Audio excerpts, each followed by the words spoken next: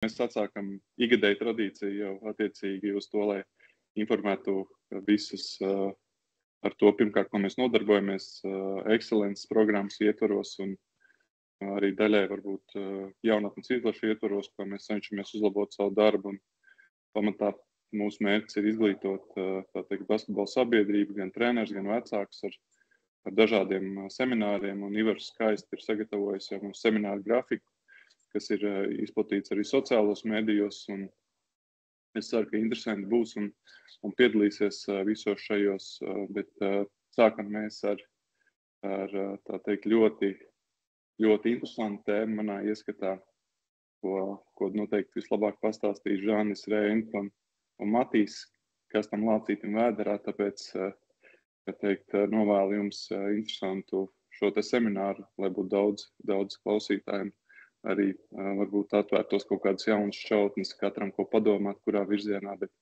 kas man patīk, ko man Žans, kā teikt, pirmajā tikšanās reizē pateica, ka Excels nemelo. Un es pie tā arī pieturos. Tāpēc ticu tam, ko šie puiši dara. Jā, liels paldies par jums un ceru, ka būs interesanti. Jā, labs vakars visiem, kur pieslēgusies iespēdē, kuri klausīsies vēlāk.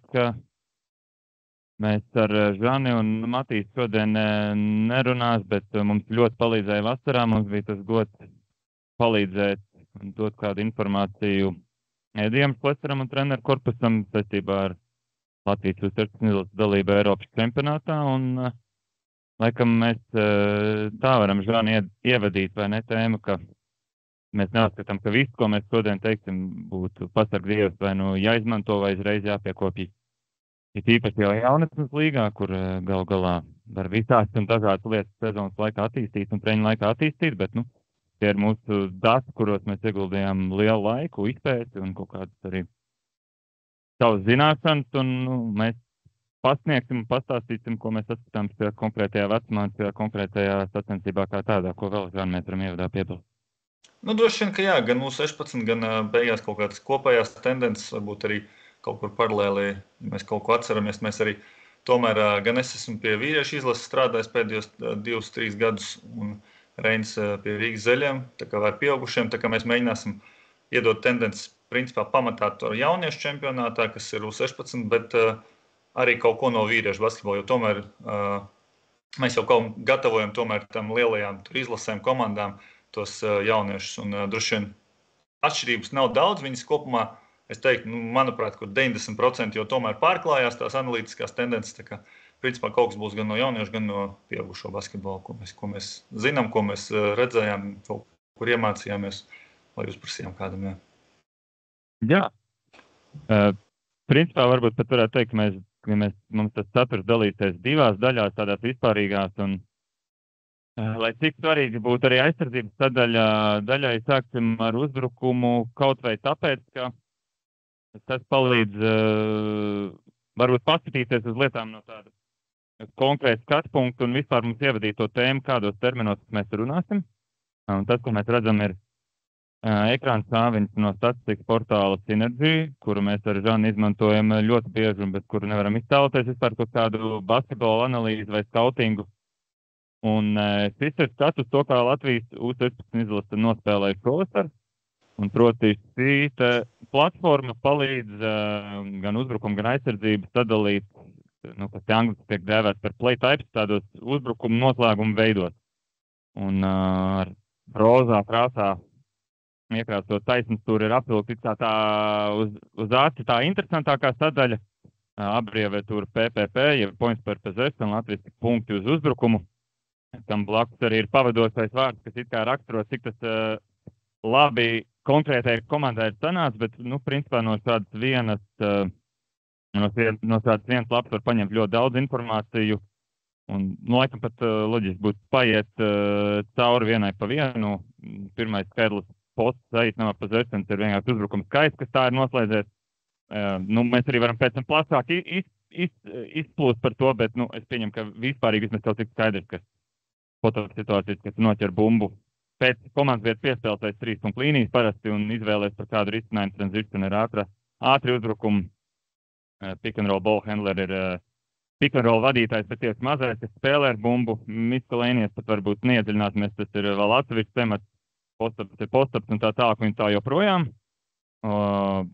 Procentuālais time, jeb laiks apzīmēt, cik liela daļa no konkrētās komandas uzbrukumiem noslēdz.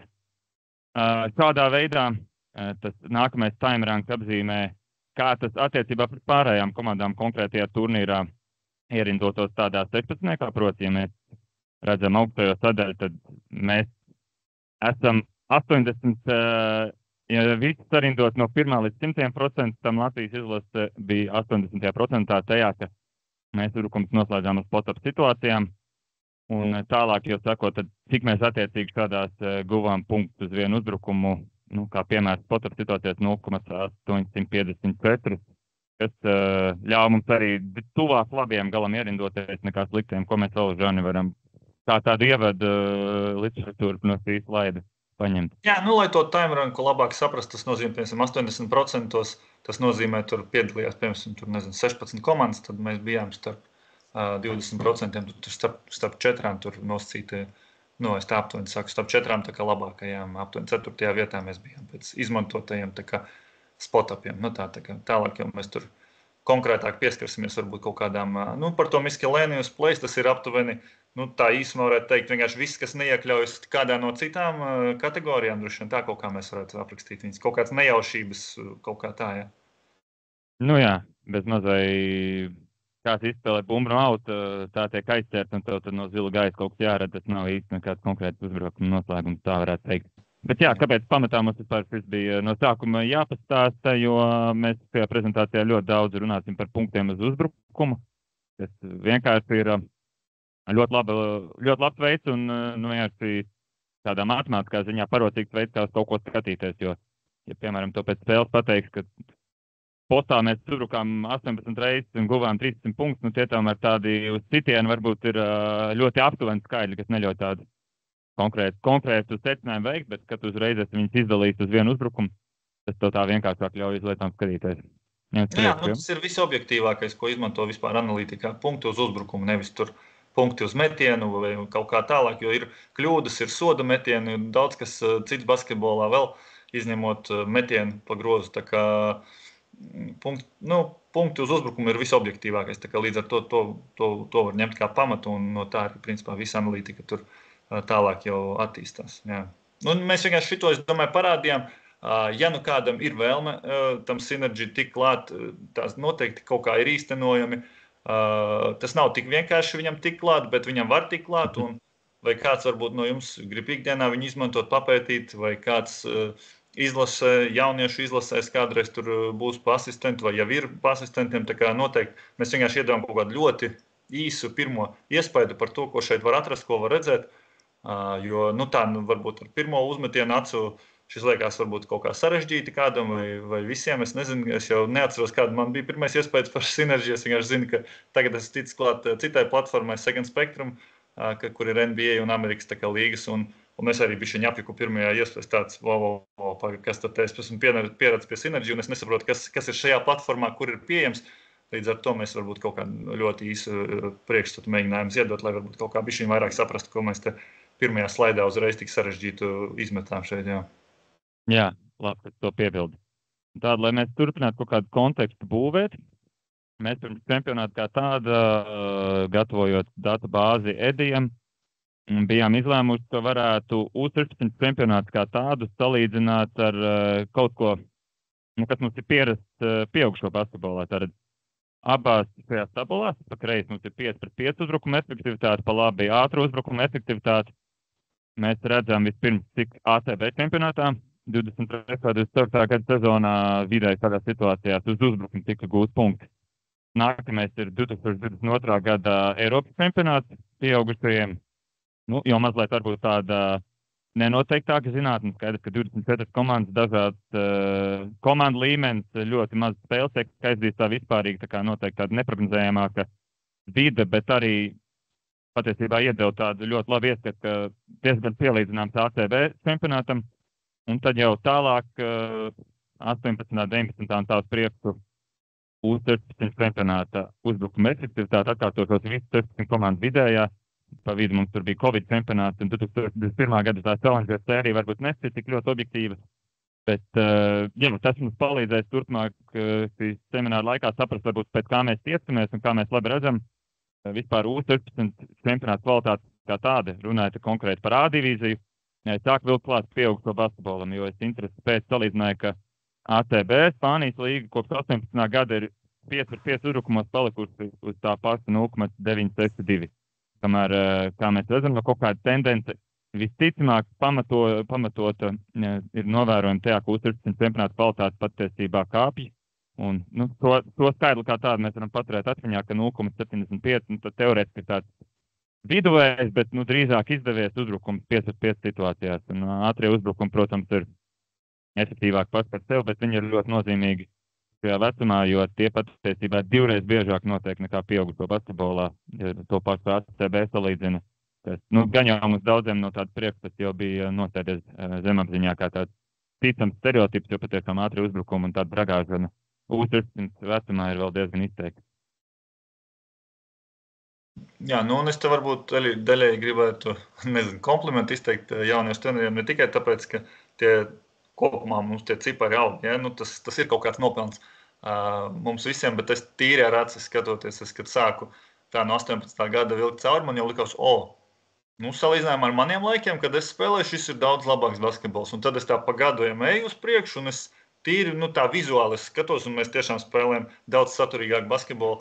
Viņš īstenībā ir pat ļoti reāli līdzīgs pieaugušo basketbolam, kas manā laikā galīgi nebija tuvu. Tā kā paldies visiem, ka gatavojat tiešām kvalitatīvus un gudrus basketbolistus. Un bija prieks arī, ka tas rezultāts beigās mums šogad bija tīri ok. Jā. Un nākamais slaidi mums pat palīdzēs daļai to atbildēt un arī Latvijas izlases kontaktā paskatīties, jo mums arī ar Žani bija jāuzdod tad sev pašam loģisks jautājums, kāpēc ir tās kāpums efektivitātē kā tādā noticis un kas varbūt ir ļoti līdzīgi pieaugušo basketbolam pēdējos gados. Šīs ir divas no sadaļām, kuras jau mēs redzējām pirmajā slaidā, kā vispār var traktēt uzbrukuma noslēgumus. Viens ir situācijas, kad pick and roll vadošais spēlētājs vai uzbruk grozam pat vai arī atdod piespēli uz tālāku metienu, kas nav mazsvarīgi tieši pēc fakta, ka arī piespēles tiek ieskatīts. Un jau tās minētās spot-up situācijas, arī tu noķer bumbu pēc piespēles un tu vari izlemt par labu metienam, caurgājienam vai jebkādam uzbrukuma turpinājumam. Un tieši šajās divās sadaļās patiesībā nevis jebkādās varbūt ar kaut kādu enerģiju vai cīņu saistīties spēles sastāvdaļās. Tagad jau tā ļoti izteikti, kā mēs redzam, gadu pēc gada kāpju kvalitāte.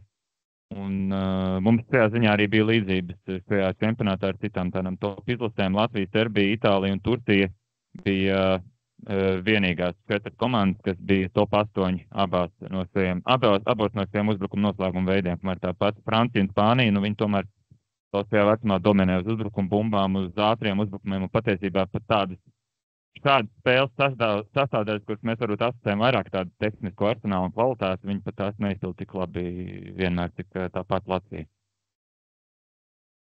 Tas, ko es varu te pieminēt, tas pats, skatoties ar aci, ļoti pārsteidza, cik īstenībā labus lēmumus mēs pieņemam. Man likās, ka tajā vecumā tomēr vairāk visi ies uz to grozu apakšu un metīs kaut kāds sarežģīts metiens pāri garajam vai mēģinās tur labākajā gadījumā tam garajam partnerim iegrūst to bumbu kaut kur arī uz lejapu, bet īstenībā mēs tiešām ļoti labi un prātīgi izmetam bumbu uz 3 punktnieku, atkal sāstinājums, atkal izmetiens uz 3 punktnieku, un tad mēs ģenerējam tās spot-up situācijas, kas ir labākais tas basketbolā, ko var dabūt principā un efektīvākais. Tā kā tiešām tas bija tas patīkamākais, ko es redzēju un ko es negaidīju. Jā, un tam mums arī mazliet tāds vēsturisks piesitiens un konkrēts skatījums uz šo gadu, jo, ja jūs tā ievērojat, principā tikai var izteikties tikai viena komanda, un tā ir Grieķija, bija 0,1 punktu attālumā no Latvijas uzbrukumos, kas noslēdzās tieši no pick and roll. Un, lai to vienkārši iedotu kaut kādā kontekstā, uz 10 uzbrukumiem radīt tādu 1 punktu pārsvaru, kas varbūt neizklausās daudz, patiesībā ir ļoti liela starpība.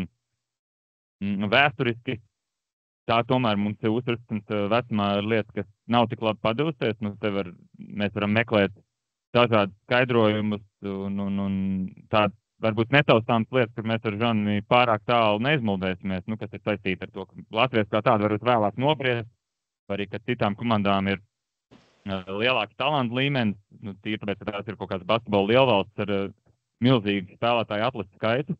Bet interesanti sanāk, ka šī bija pirmā reize kopš 2017. gada, kad mēs šādā nominālā rangā bijām tik augstu.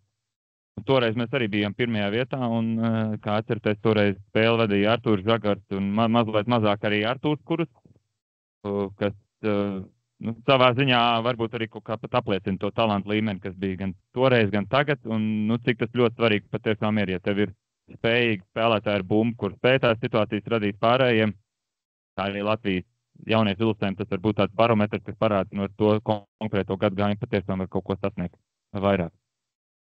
Es te arī varbūt Edijam Šlesaram komplimentus gribētu izteikt, ka tomēr, es pat nezinu, kā tas tika notranslēts, bet mēs ļoti maz metām pustālos un vispār maz metām pēc dribla metienus spēlēt to pick and roll, tieši trīspunktnieks vai stepbackus vai tālus floaters, kas visi šie metieni ir neefektīvi gan pieaugušā basketbolā, gan ir tīpaši tomēr U16 vecumā, nav tāds neviens džeks, kurš tur konstanti var mest labi tik sarežģīts metiens. Tāds pat, es saku, pieaugušajā basketbolā un NBA mēs varam atrast ļoti maz.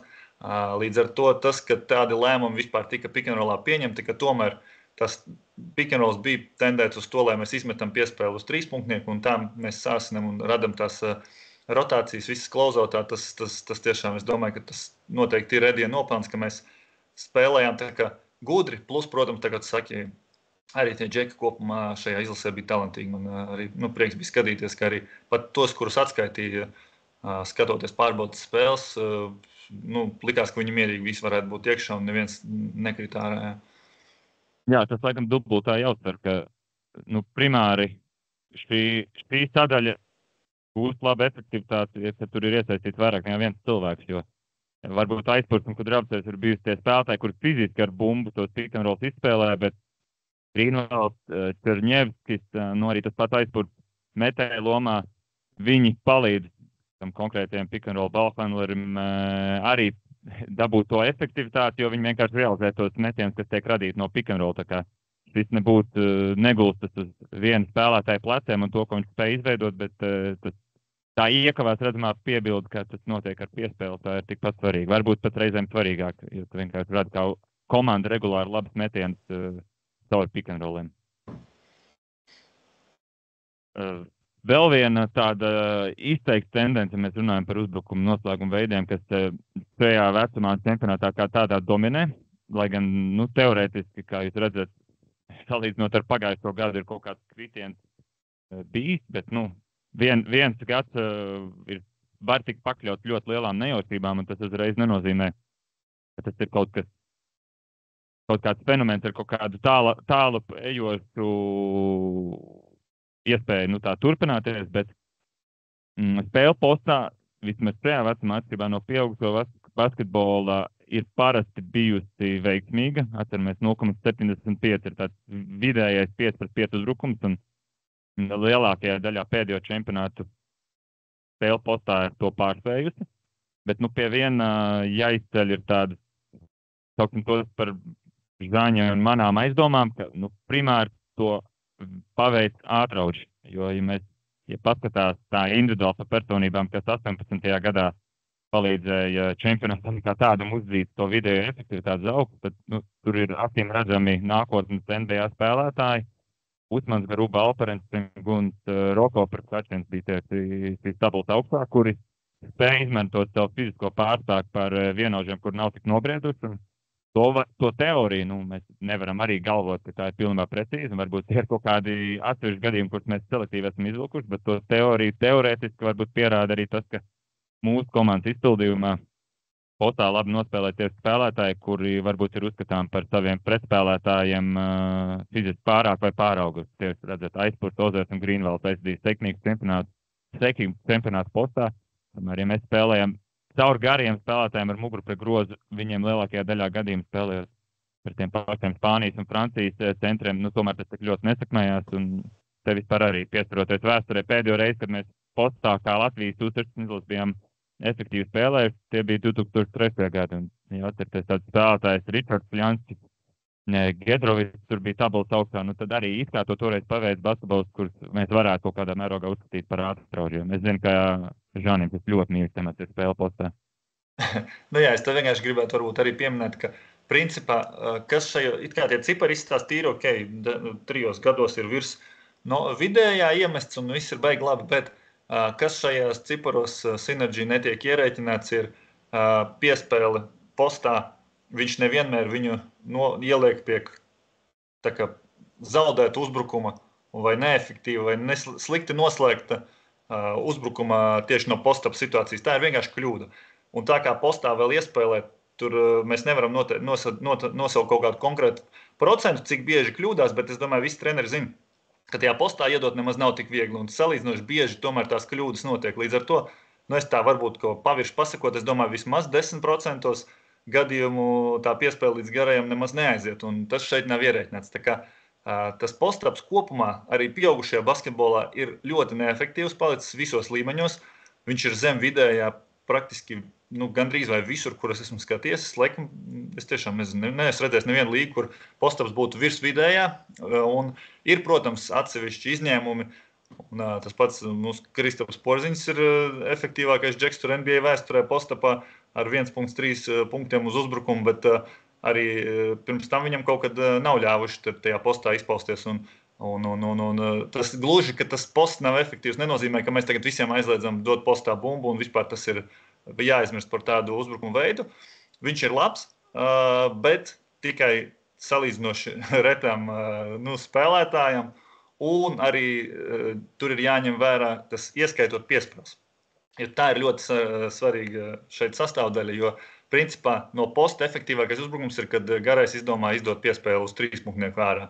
Un tā kā tas posts ir vairāk jāuzskata varbūt kā kaut kādu izprovocēšanu, viņiem savilkties, palīdzēt double-team un tad atkal jau tomēr izspēlēt to piespēli atkal uz spotapu un ģenerēt tās situācijas atkal jau spotapā. Tā kā ar to postapu, jā, es esmu kopumā diezgan skeptisks, bet kā mēs redzam, ir spēlētāji gan šajā vecumā, gan pieaugušo, kas tomēr var radīt priekšrocības konstanti tajās pozīcijās. Tā kā, jā, bet, arī, ko es varētu teikt, tā tīri uz acis, mums šajā čempionātā bija spēles, kuras komandas mūs ievilka tajā postapu spēlēm, varbūt bišķiņ vairāk, kaut kur mainoties aizsardzībā, kaut kur kā, un tas uzbrukums paliek tāds stagnējošs un maz kustību, un tomēr viens džeks tur ar to muguru tur daudzās, un ja nav ekstra nekāda palīdzība, tad viņam pašam arī tas metiens jāveic beigās, tas nav tas labākais basketbols, nav efektīvākais, ja tomēr labākais un efektīvākais basketbols ir tomēr, kā es jau vairākas reizes minēju, bet lai visi 5 kustās, lai neviens nepārtur bumbu, lai neviens pa ilgu nedriblē uz vietas, un lai ir daudz sadarbību, daudz dažādu handofu, pick and rollu, backdooru un kustību, un tad kaut kur tā aizsardzība apjūk, bet tomēr, ja tas ir tas nosīdās postaps, tad viss ir tā diezgan paredzami, un paredzamas kopumā darbības ir bišķiņ vieglāk nosekt.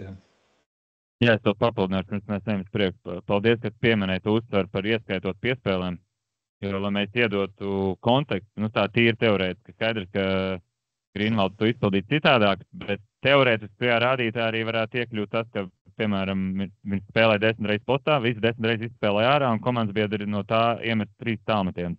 Un tas arī varētu radīt 9 punktus uz 10 uzbrukumiem, tātad 0,9 cena uzbrukumā. Tā kā, jā, tā ir ļoti vērtīga piebilst, ka bieži vien tās ārā izspēlētās piespēles patiesībā paceļ posta vērtību. Un otrkārt, man no mūsu čempionāta pierakstiem arī ir palicis viens piemērs. Mēs spēlē pret Franciju skaitījām arī uzbrukums, un mums nesanāca iespēlēt postām, kad beidzās kļūda, un beigās mēs uz 12 tādām posta iespējām, kur Synergy netiktu atrast, jo tur būs traktēts tikai tās reizes, kad fiziski bumba tik nogādāt postā, mēs toreiz guvām tikai 4 punktus. Un tas bija labs piemērs, kur fiziski stiprā komanda mums daudz ko visu aizvēra. Beigās, es jau saprotu, arī spēlētājs, viņi meklē kāds risinājums, nogādāt ar bumbu.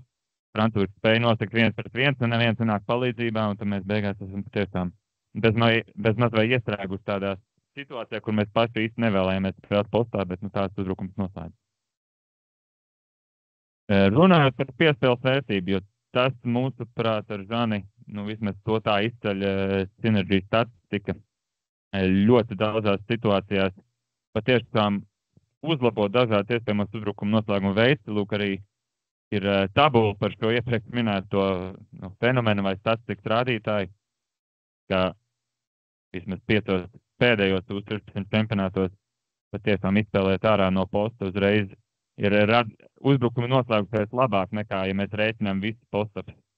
Tas noslēdz pa taisno ar metienu, vai ir, bieži vien arī jārēķinās, ka, ja tu neatdod piespēli, tad tur iespējams kļūdies, driblā vai cenšoties kaut ko izkarot. Un tas pats attiec arī uz spot-up situācijām, un varbūt mēs šajā konkrētajā gadījumā mūsu U16 kolektīvs vai kaut kur spēlētājiem vai komandai kā tādai, kādas situācijas nepaveicās, un varbūt šis ir tāds dramatisks piemērs, bet tā arī ir lieta, kurai noteikti vērst uzmanību, ka bieži vien uzreiz jau pieejams labs spot-up metiens varētu matemātiski būt labāks nekā tālapējošs caurgājiens, vismaz no tādai komandai kopumā un visai pelākajai masai, jo jāreicinās, ka caurgājiens pats par sevi var atnest vai nu kļūdu, vai neefektīvāk metienu, jo tu kaut kur iedriblē burzmā, un nemaz tik lielai daļai spēlētāji, arī tā, ko man jāsaka pēc pieredzes skautojot zeļiem, nemaz lielai daļai spēlētāju nesanāk spot-up situācijās labāk nospēlēt, ja viņi izlem par labu caurgājienu. Jo principā šī sadaļa sastāv no tādām teorētiskām izvēlēm, vai tu dodies caurgājienā. Kādas basketbola situācijās tev vēl ir iespēja dot piespēli, bet tad tas uzbrukums pats par tevi tā netiek reģistrēts. Es nezinu, man tad tik sakrīgi zinu nepastāstītu, kā es tev lūdzu palīgā.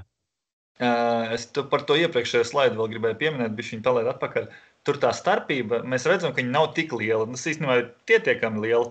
Viņa nav varbūt tik liela, bet tur ir pirmajā daļā ir post-up un otrajā ir post-up ar piespēli. Tā kā principā to starpību, ja mēs atšķirtu tikai, piemēram, post-up ar piespēli atsevišķi, tad tas cipars būtu vēl, starpība būtu tā kā manāmi vēl lielāka, jo tomēr liela daļa ir tie postapi noslēdzošie. Tā kā viņš, lai es pareizi izsakos, tā kā postapi ir ielikti gan pirmajā, gan otrajā sadaļā. Un vienkārši otrajā vēl ir pielikti klāt ar piespēli. Līdz ar to tikai piespēle no postapa ir vēl manāmi lielāka. Vienkārši to starpību es jums nevaru pateikt, tas ir atkarībā no proporcijas, cik daudz tad tomēr tika noslēgti ar katrā konkrētā gadā postaps ar metienu un postaps ar piespēli. Cerams, ka es sapratu, es bišķi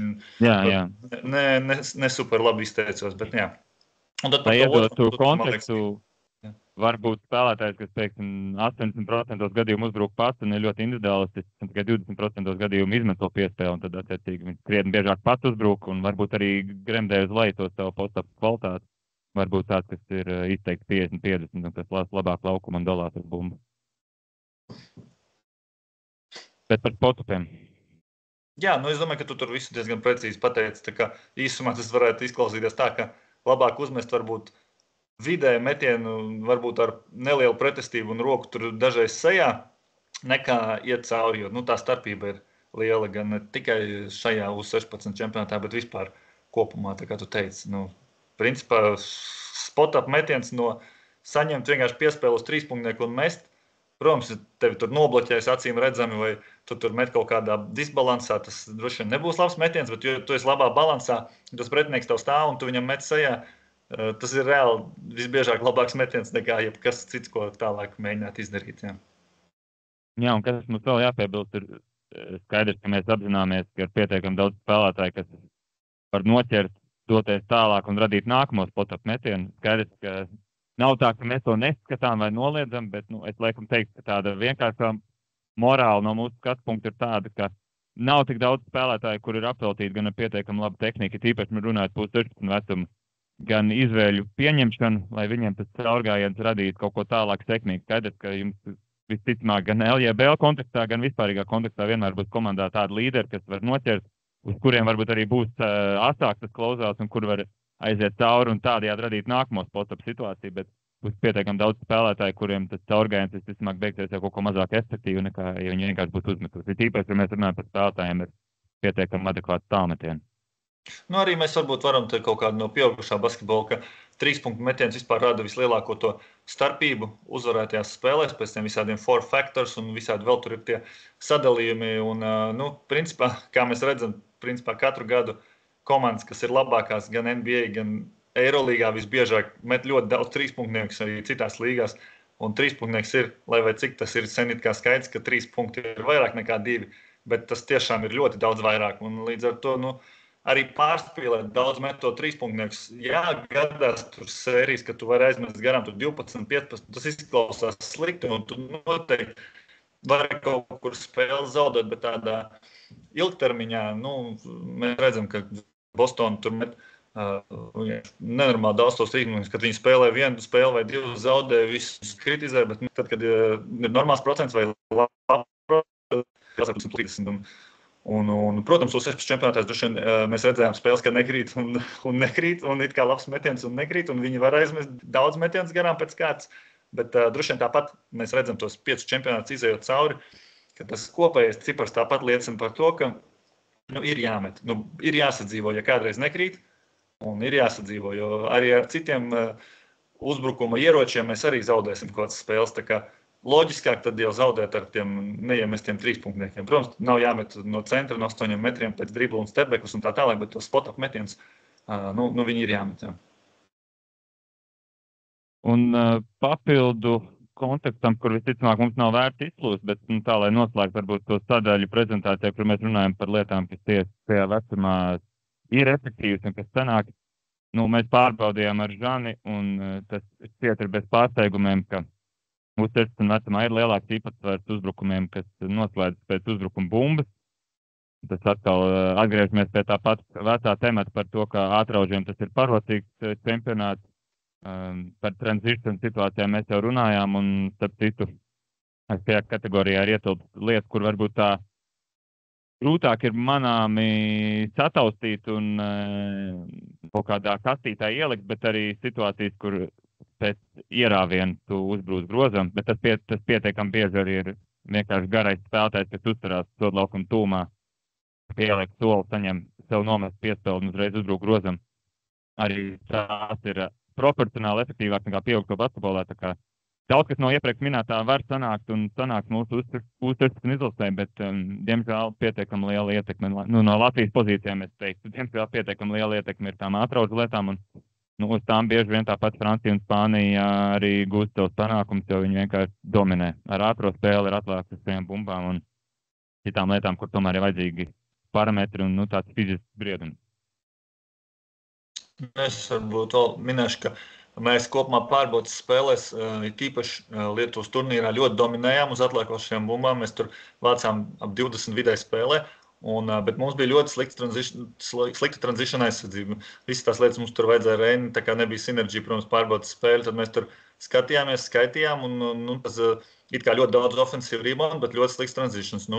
Mēs to informāciju iedodam un mēģina tur treneris jau atrast to balansu. Un čempionātā mums īstenībā ar atlēcošajām bumbām nebija tik labi, bet toties transition aizsardzība mums uzlabojās. Tā kā līdz ar to balansu īstenībā ir diezgan grūti atrast. Protams, tā kā Reinis teica, ja tev ir tur ļoti atletiski un savam vecumam tur dominējoši spēlētāji, viņi var arī 1-2 savāktie, bet mēs vairāk tomēr ņēmām uz to droši vien to kaut kādu, ka vairāk cilvēku gāja uz tām atliekošajām bumbām un to balansu, jā, mēs arī viņu pēc cipariem īsti neatradām, kurš tad tas ir tas un cik cilvēkiem tad ir jāiet uz to ofensīvu reboundu, jo tomēr no tām personālajām arī daudz kas atkarīgs no tām. Jā, un pārējot pie tā, kas varbūt uzbrukumā mazāk strādā, novērojams, tas arī nav nekas super efektīvs pieaugsto basketbolā, vai precīzāk sakot, ja mēs atceramies, ACB bija 0,96 uz uzbrukumu, tad tā saucamie isolation uzbrukumi, ja 1-pret-1 spēle, plus kā pieaugsto basketbolā, tā U16 čempionātos tie patiesībā varbūt ir brīžiem, kā mēs redzam, vēl vājāk pret tādu vidēju uzbrukumu, kas arī vienlaikus dod kaut kādu papildu vērtību maiņām aizsardzībā, līdz aizsardzībiem mēs vēl tiksim. Un vispārīgi arī tas tiek uzbrukuma biežums, kuri noslēdz ar tā saucamiem izolationiem vai situācijām, kur pati pick and roll spēlētājs uzbruk grozumos izmet piespēli, viņi arī ir mazliet retāk nekā pieaugsto basketbolā, kur varbūt gan spēcīgu aizsargu ietekmē, gan dažādi citu faktoru ietekmē tas basketbols, vismaz pieaugušo basketbols virzās uz ļoti lielu saspēlnieku ietekmi, bet uz 13 čempionātos varbūt mazliet vēl koleģiālāk ir tas komandas uzbrukums un, protams, savs faktors arī tas, cik vienkārši ātri tas spēles temps un cik daudz ir tranzīšana uzbrukumu, kas automātiski kaut kam ņem nost to uzbrukumu daudzumu. Jā, nu šeit es varbūt īsumā arī pieminēšu tiešām, ka varbūt šī ir tāda sadaļa, kur es nezinu, tieši vakar Ukrainas Izraels spēles skatījos, un Ukraina tur beigās mainās, un tad viens 18 čempionāta MVP sāk viens spēlēt un iemet pēc 3 reizes. Un treneris Ukrainas tur ļoti pārdzīvoja, tur ārprāts, nu kā tā. Un tas ir, mēs kā no tribīnēm skatāmies, ja, piemēram, kāds samainās tur, nezinu, kaut kāds centrs iepas to mazo un iemet vienreiz vai no āras, kāds aiziet tur lēnākam spēlētājiem garām. Un mums liekas, nē, šitā mēs nevaram atstāt tos pretiniekus, un viņš tur viens baigi labi tiek galā, bet, mēs varam paņemt, nezinu, kaut kādu Maiku Džeimsu pagājušā gada izolēšanas, tev liekas, kā Maiks Džeims, tur vispār Eirolīgā, viņš vispār viens, viņš tur jebkuru apspēlēs, vai viņš tur kaut kādu 0,89 punktu uzgumu. Tas priekš Eirolīgas ir zem vidējā. Līdz ar to, tā kā tas varbūt tāds ieskats, ka nevajag pārvērtēt to 1-1 spēli, un ja kāds kādreiz vienreiz vai divreiz kādu arī apspēlēt, to 1-1, tas nav pasaules gals, jo mēs redzam, ka tādā ilgtermiņā izolēšanas nav efektīvs. Praktiski ir grūti piemeklēt spēlētājus, kur ir reāli. Kaut vai arī tāds pats piemērs, kā pagājušā gada fināli. Bostona visur arī mainās pie pick and rolliem un atstāja kā Dončiču pret jebkuru spēlētāju, pret Pritčardu, pret Hauseru, pret Horfordu, pret Kristapu. Un liekas, kā tā, kur tad Dončičs taču vispār ir tur, vai ne? Tur viņu vispār pa diviem nevar apspēlēt, apturēt. Tā. Bet, redz, Bostona vinnēm diezgan pārliecinoši un vienkārši provocēja viņu mest tos stepbacks un metiens no dribla. Un skaidrs, ka viņš viņus var iemest un brīžiem viņš vairāk pēc kārtas var iemest. Bet, visu spēli ir grūti uzvarēt tā spēlējot. Tā kā, principā, ja sanāk pretiniekus ievilkt tādā 1-1 spēlē, principā es uzskatu, ka sasniegums un tādā ilgtermiņā jūs droši vien vinnēsiet tās spēles. Grūti ir nosakt, ka visi 5 ir iesaistīti, visi ir tajā spēlētāji. Kaut kādā ziņā viņi ir ieinteresēti spēlēt, jūt to spēli un jūt to spēles garšu, tad ir grūti apturēt, kad visi 5 ir bīstami un visi ir iesaistīti, bet konkrēti vienu spēlētāju ir salīdzinoši diezgan viegli nosakt. Jā. Un vēl viena sadaļa par mazāk efektīvām lietām tieši metienu precizitāte. Iepriekšējos, šo mēs esam apzināti izvilkuši lai šokātu, vai kaut kā tā teiksim, jo Žančs man arī iepriekš, pirms mēs prezentāciju to sākām, teica, ka tā tomēr ir anomālija, ka tā katru gadu nenotiek. Un tas patiešām ir fakts, līdzinājos čempionātos tāmetieni parasti bija ar tiem pašiem 26-27%, pustālai metieni ap 30%, bet šis patiešām tāds interesants gadījums un tāda, kuras nebija basketbolā īsti, varbūt pat nekur sastaps. Viens čempionāta ietvaros pustālai metieni jau pat procentu ziņā bija zem tālmetieniem, un tad mēs vēl iereķinām, ka par vienu no 2 metieniem dod papildu punktu. Kas interesants, ka Latvija bija otrā retākā pustālo metienu izpildītāji, tāpat 8 no 19. Principā mēs pat tādas metienas neveidojām un īsti tiem neizrāvāmies, bet tas tāds it kā varbūt pašsaprotams, bet mazs atgādinājums par to, cik ļoti tā spēle pamet. Basketbols globāli kā tāds atradās no pustālā metiena kā koncepcija. Jā, droši vien šī ir tā sadaļa, ko visi plus mīnus ir dzirdējuši, ka pustālē nav labs metiens, un šis ir vēl viens apliecinājums, ka tas nav labs metiens, tad ne pieaugšo, ne. Mēs tādam kontekstam var iedot, mēs paņemsim NBA, un, piemēram, 10 visbiežāk spēlētāji, kur visbiežāk izpilda pustālos. No viņiem 1 vai 2 ir ar efektivitāti virs NBA vidējā uzbrukuma. Liekas, Durants, viņš taču met, viņu vispār nevar nobloķēt, viņš tos pustālos met, un liekas, ka viņš taču met nereāli labi. Viņš pagājuši gadu uzmeta zem līgas vidējā efektīvi field goal percentage. Un kaut kāds Kris Middletons bija vienīgais, kurš met daudz, bet tur var vēl tos spēlētājus saukt. Viņi visi met tos pustālos zem vidējā. Skaidrs, ka kādreiz ir situācija, ka viņš tev ir jāmet, jo ir spēles, vai tu esi atstāts pavisam brīvs, vai arī ir uzbrukuma laika beigas. Skaidrs, ka tas nav tā, ka tas ir aizliegts metiens, bet noteikti to nevajadzētu mest uzbrukuma sākumā, kaut kādos transitionos vai vai feidevējos, vai tur postā kaut kāds ar atlēcienu metiens. Tas viss tur visiem ļoti agrāk patika, ka tur Kobe vai kaut kāds MJs tur tāds metienus, un tas viss tas varbūt smuki, bet tā tīri vizuāli, bet analītiski tas ir galīgi slikts metiens. Un ja arī kāda pretinieks kādreiz met tāds metiens vai skautingā vai kaut kur jūs redzat, ka kāds tur ļoti baigi bieži un ļoti labi metos pustālos, nesitiet tur sodus, nepārforsēt, neiet pa 2, labāk ļaujot viņam mest. Diez vai kāds džeiks met labāk pustālos par tur Durantu un tālāk. Gan jau vien mēs kaut kur varēsim piemeklēt, bet ļoti, diez vai jūs ar tādu kaut kur sastapsieties, jā. Jā, bet tu labi arī piebildi par to kontekstu, tā, lai arī mums kāds nepārprot skaidrs, ka tur būtu principā jāstāsta to tā uzbrukumu, kur tu uzstāst, ka tev ir vairs tikai 5 sekundes palikusi, viņi paši par sevi ir ļoti neefektīvi. Un tādas situācijas mēs pieprasīt to, ka tu pēc driblā vienkārši spēj sev izkārtot, un tas ir ļoti forši, ka tev ir aizsari, kas tīri tehnikas ziņā māk to izpildīt, bet tas ir tīri tādā kontekstā, tas metiens var būt pats par sevi efektīvs, bet ja tev ir uzbrukums sākumā pieejams, viss, kas šajā brīnišķīgajā pasaulē basketbolā ir pieejams, tad tas nav metiens, ko tev būtu jāmeklē. Tā, 50 minūtes pagājuši, un mēs sasniedzam aizsardzību, kā vienmēr, diemžēl aizsardzība basketbolā novērtā, bet tas tīri no mūsu puses ir tiesības ziņā, iespējams. Bieži vien mēs pat vairāk varējām vismaz kaut kādas savas domas, pārdomas vai ieteikumus dot tieši par šo spēles sastāvdaļu. Un pirms mēs ejam uz priekšu pie kādiem datiem, laikam tā svarīgākā lieta, Žani, kas jāuzsver, ir, ka primāri mēs centāmies kaut kā palīdzēt treneru stābam skaitot vai uzturot tādu datubāzi par to, ko mēs redzam pick and roll aizsardzībā. Un tā mūsu pieeja ir, kas arī ir veidota no tā, ka mēs esam konsultējušies ar cilvēkiem, kas ir datu analītika basketbolā nodrošina savu dzīvi. Mēs pēdējo pick and roll aizsardzību, kas tiek izspēlēta pirms metienu, skaitām kā to, kas ir teorētiski atbildīgi par uzbrukumu iznākumu vai aizsardzības iznākumu. Tā kā tas arī var nozīmēt veselu notikumu secību. Tas var nozīmēt, ka tiek izspēlēta jebkāda pick and roll aizsardzība. Metiens pretiniekam ir bijis garām, tiek savākt atlākstā bumba, viņi tad ar otro reizi gūst punktus vai arī negūst punktus. Mēs tieši to pašu pēdējo iznākumu pieskaitam klāt, tā kā, ja kādam ir šaubas par to mūsu metodi, vai arī tieši rodas jautājumi, kā mēs to reiķinam, tad tas ir tas pilnais stāsts, vai kaut ko mums vēl jāpiebilst. Nē, es domāju, mēs to visobjektīvāko veidu mēģinājām atrast, lai saprastu, kura tad aizsardzība ir visefektīvākā.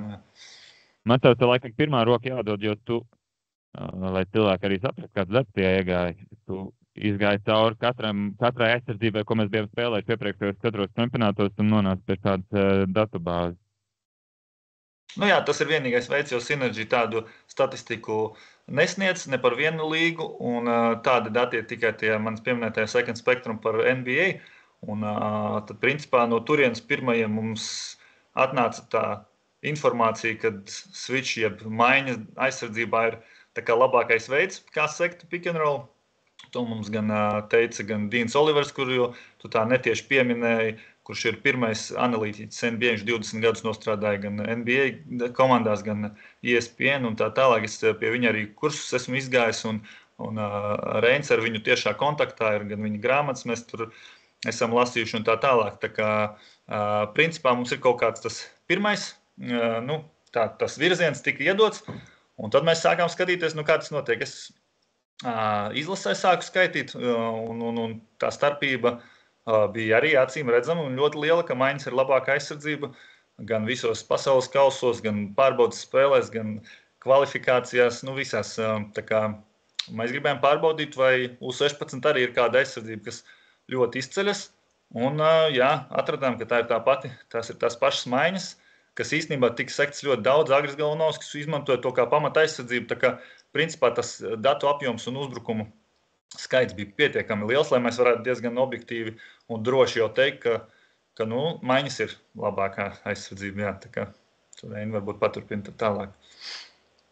Jā, man šķita, jo tas skaidrs, ka tie ir divi tādi ļoti virspusēji skaitļi, un mums ir gan kaut kāda savu pierakstu, kas to slaidu padarīt par nepāredzamu, gan kaut kādu savu novērojumu par to, kā tie uzbrukumi konkrēti noslēdz, bet es atceros, ka no tiem iepriekšējiem 4 čempionātiem, piemēram, viena interesanta atziņa no tavas puses bija, ka tas tā saucamā plata aizsardzība, kas tāda relatīvi pasīvākā un varbūt arī bieži vien nedod pretiniekiem tik liels priekšrocības, strādāja adekvāti, kā mēs redzam, 0,77, tā kā mazliet virs tāda vidējā tiek ielaist, bet ļoti daudz uzbrukumu bumbu sadeva pretiniekiem. Un atkal atgriežamies pie vecā temata, vai ne, ātrauģis čempionāts, ļoti bieži tas pretinieku garais rollers, kurš var pārstiepēt pār 2 metriem, vienkārši savāc savu mazā neprecīzo metienu un tā daudz guva punktu.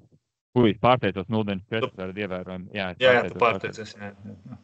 Jā, un ko šķiet vēl varbūt būtu svētīgi piebilst, pirms mēs arī konkrētāk par šī gada čempionātu parunājam, ka vismaz no tā, ar ko dalās mūsu kolēģi no NBA vidas, ir kaut kādas zināmas liecības, ka tā pati zona, tā var būt ļoti noderīga lieta, lai pajauktu ritmu. Un labs piemērs man tad arī ir tikko aizvadītās spēles ar Beļģiju, kur izties, ka mūsu vīrieši izlasa galvenie treneri uzreiz pēc timeoutiem mēdz ņemt zonu, un man pēc šķiet, ka gan visos gadījumos tas arī atnes rezultātu. Un, es vienkārši atkal vēlos uzsvērt to par tām galējībām. Skaidrs, ka mēs tagad nesakām, ka visi 40 minūtes no vietas, neskatoties absolūtu kontekstu, visu laiku ir jāpiekopja viena aizsardzība, ko jums parāda tabula, lai gan mēs vispārīgi ticam switch spēkam visvairāk. Bet tā pati zona uz 16 čempionātos ir bijusi brīžiem noderīga lieta, tomēr 4 čempionāti diezgan liels dāta apjoms, kas tiesa kaut kā pamaisa mazliet pretiniekiem spēli, bet, kā redzam, ilgtermiņā tas tāpat ir visticamāk diezgan viduvējs aizsardzības veids. Un step-outs, vismaz mūsu skatījumā, gan kā pie pieaugusiem, tā uz 16 čempionātā, parasti tomēr tiek saraustīts pie tā pieaugušā, es teiktu, uzbrucēja vienkārši prasmi līmeņa. Viena lieta, ko es step-out aizstāvībā, vai kā viņa ir mana nemīļākā aizsardzība ar ātrāvienu visos, kuras esmu pētījis, kaut arī viņi ir pietiekami bieži, viņi ir tiešām nav labākā aizsardzība, viņi ir iemācījušies šo gadu laikā jau apspēlēt, bet ko no NBA mēs esam uzzinājuši, ka pirmo un otro reizi, kad tu sec step-outu, viņš ir vēl efektīvs, bet ar 3., 4. un tālāk tā efektivitāte krītās.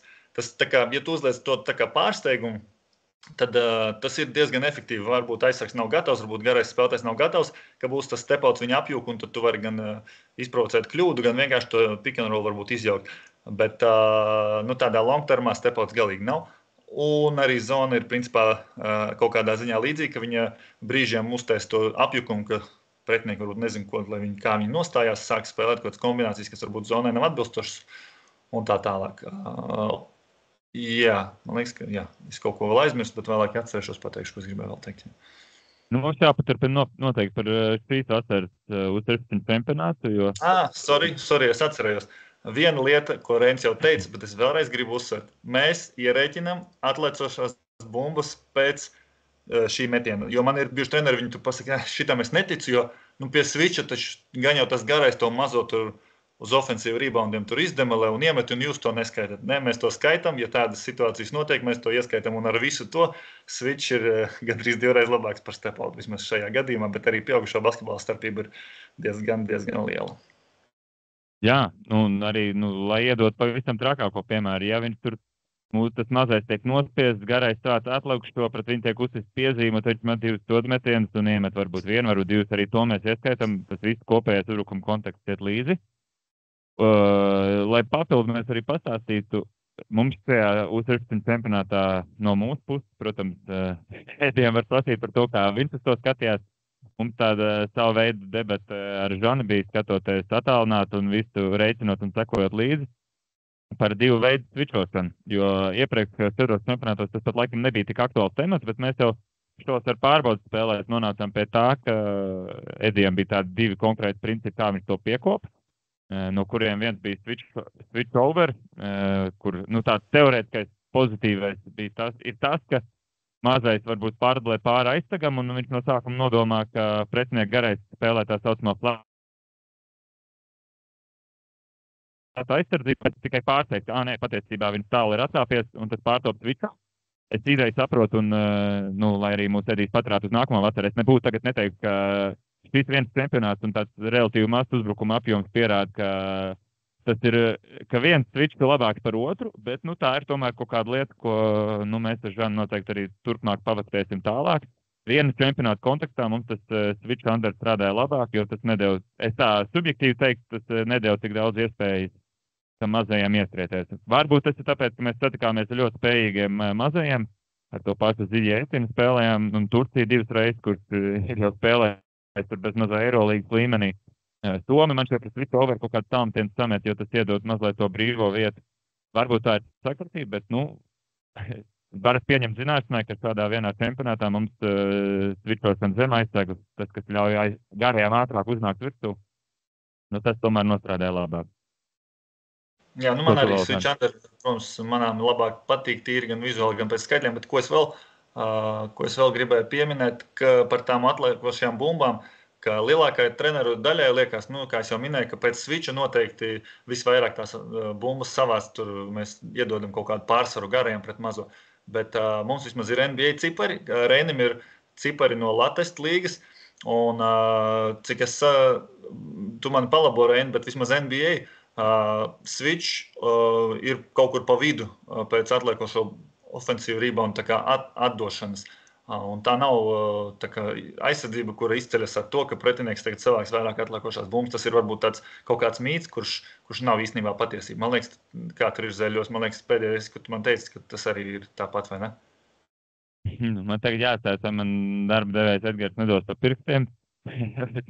Latvijas basketbola labā pastāstīšu. Tad paliksim pie mana minējuma. Es pastāstīšu. Man nav žēl. Skaidrs, ka pasīvās aizsardzības no tās manas datubāzes palīdz labāk saglabāt grozi, tīpaši tā saucamais flats, jo, ja mēs runājam par Zeļu kontekstu, tad tas palīdz tam pašam Kristam Helmanim palikt tuvu grozam, skaidrs, tu nekur neesi pārrotējis, visi spēlētāji ir pozīcijā. Bet, lai iedot kontekstu, tas, cik mēs daudz uzbrukumu bumbas atdodam pie konkrētām pick-and-roll stratēģijām, starp to pašu hedžošanu, ko mēs spēlējam, tas tāda mazliet mazāk agresīva step-out izpausme, un switchiem praktiski nav starpības.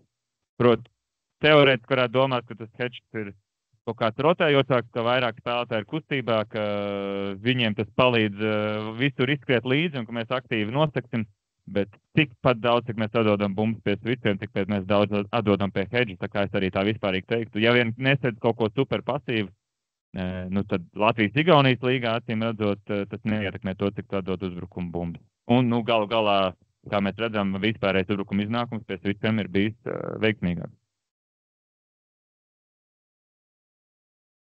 Tā, par aizsardzību mēs daudz norunājām, bet tas bija jādara.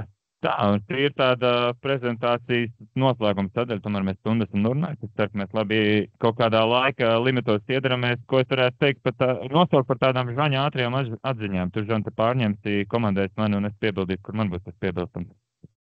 Jā, šīs ir īsumā vienkārši kaut kādas analītiskās lietas, kas ir sakrājušās pāris gadu laikā, gan no kaut kādiem kursiem, gan no grāmatām, gan no NBA kaut kādiem cipariem. Tā kā šīs vienkārši lietas, kas man likās interesantas, es nezinu, cerams, ka kādam no jums arī kaut kas no tā aizķersies un liksies interesanti. Tā kā es mēģināšu īsāk, lai neaizskavētu jūs pavisam ilgi. Tā kā pirmā lieta ir prevent uzbrukums, ir tā kā, lai es paskaidrotu, kas tas vispār ir. Tas ir, ka tu esi vadībā un tu sāc spēlēt pasīvāk, lēnāk, mēģināt deldēt laiku, un tas ir principā attiecams uz visiem sporta veidiem.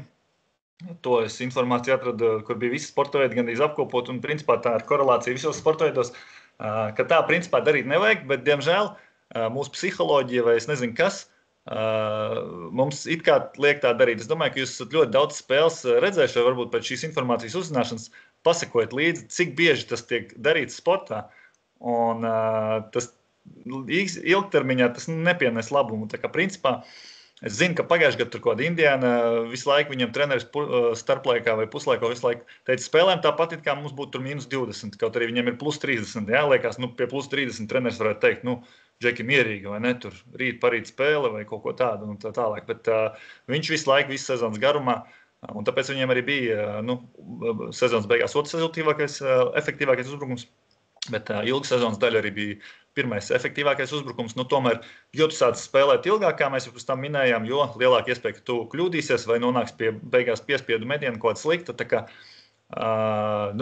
tā starpība, ko tu radi aizspēlējoties līdz uzbrukuma beigām, pret to, cik tu to laiku nosacīti iegūsti, tas nav tas labākais, plus spēlētāji, kur zaudē agresivitāti un visas kopā tās lietas pinās kaut kādā kamolā. Tā kā principā nedeldējiet laiku, ja tas, protams, nav kaut kā tur jau pēdējās 20, 30, 40 sekundes, tad ir tā šatklaka menedžēšana jau daudz aktuālāka, bet noteikti nevajag to pātri sākt darīt. Un arī spēlētājs nevajag lamāt, ja viņš kādreiz uzmet 7. sekundē normālu metienu, un nevajag, es domāju, vismaz tas nav analītiski pierādīts, ka vajag tāpēc lamāt spēlētāju, raut nost un teikt, ka davai, mēs taču spēlējam līdz galam un mierīgi tagad. Ja tas ir labs metiens, tad viņš ir labs metiens. Un vienalga, tas ir plus 20 vai minus 20. Pie minus 20 droši vien ir savādāk, bet vairāk tas ir par to uzvaru noturēšanu. Jā. Es tikai domāju, ka mēs vajadzētu par vienu pārsaukt par spēlēšanu uz rezultātu noturēšanu. Tas bija skaistāk. Jā, es tādu vārdu vienkārši, tas bija grāmatā tā rakstīts, un es viņu arī te pārnesu, bet īstenībā, cerams, ka es skaidri paskaidroju, jā. Es varbūt īsumā, tas tāds nosacītais mans Elks, kurš bija Dallasas Mavericks analītiķis, viņš aizgāja uz futbolu un nopirka klubu 3. līgā Spānijas. Un viņš tur viena no pirmajām lietām, par ko viņš uzreiz sāka runāt, ka viņa komanda nekad nespēlēs uz rezultātu noturēšanu, jo futbolā tas ir vēl izteiktāk. Droši vien jūs esat redzējuši, ka tur pat super favorīts iestot vārtus vai 1-0 vai 2-0, viņi sāk spēlēt daudz pasīvāk, un tad manām vājāk komanda pat sākot uzbrukums veikt. Tā nav pareizā stratēģija, un viņam tur komanda bieži vien 5-2, 5-3 nospēlē, tās spēles ir diezgan rezultīvas. Bet, tas viena no tādām taktiskajām lietām, ka tas tiek izmantots arī ne tikai basketbolā, bet arī futbolā un citur. Jā.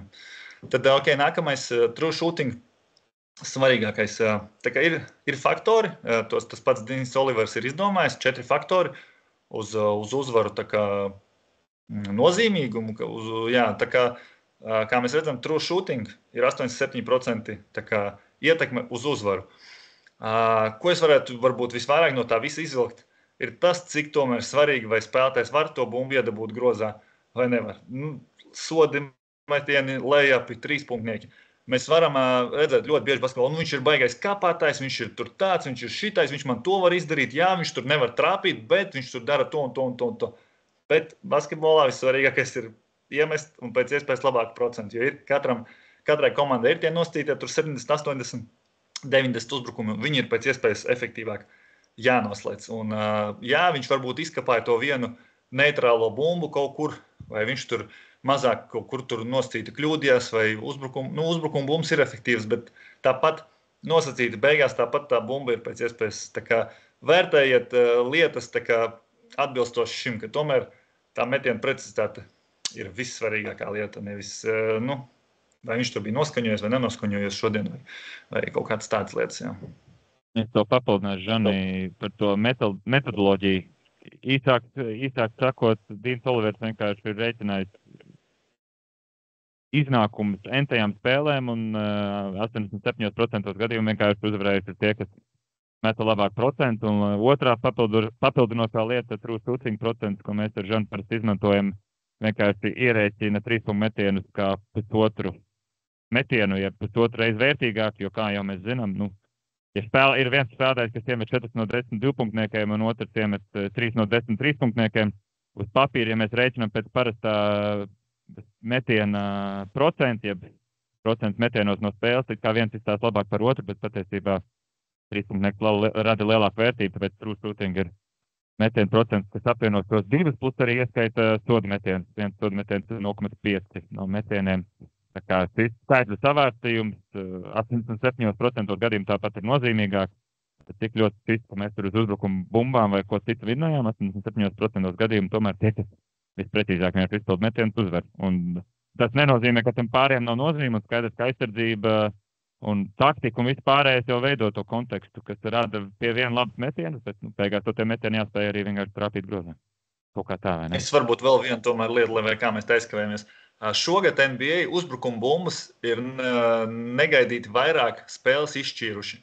Un tā ir arī tā lieta, mēs ar Reini prasījām Dīnam, kas ir tā lieta, kas viņaprāt visvairāk netiek izmantota basketbolā, kur ir tā tendence, kas varētu varbūt uzlaboties vai progresēt un tā. Viņš teica, ka offensive reboundi, ka kāds 20 gadus offensive rebound skaits ir samazinājies NBA, un tagad tā līkne ir aizgājis uz otru pusi, jo visi tik ļoti ir baidījušies no tā transition uzbrukuma un visi uzreiz skrien atpakaļ, ka īstenībā visi aizmirst, cik tiešām tās uzbrukuma bumbas īstenībā ir vērtīgas un gan tā saucamā, kad tu spēlētājs ir stūrī, ka viņš skrien nevis vienkārši atpakaļ, bet viņš skrien caur soda metienu tā kā stūrīti atpakaļ un iespējams viņam tā bumba tur atliks, ja nē, tad viņš tāpat tiek aizsardzībā un viņš neko īpaši daudz nezaudē.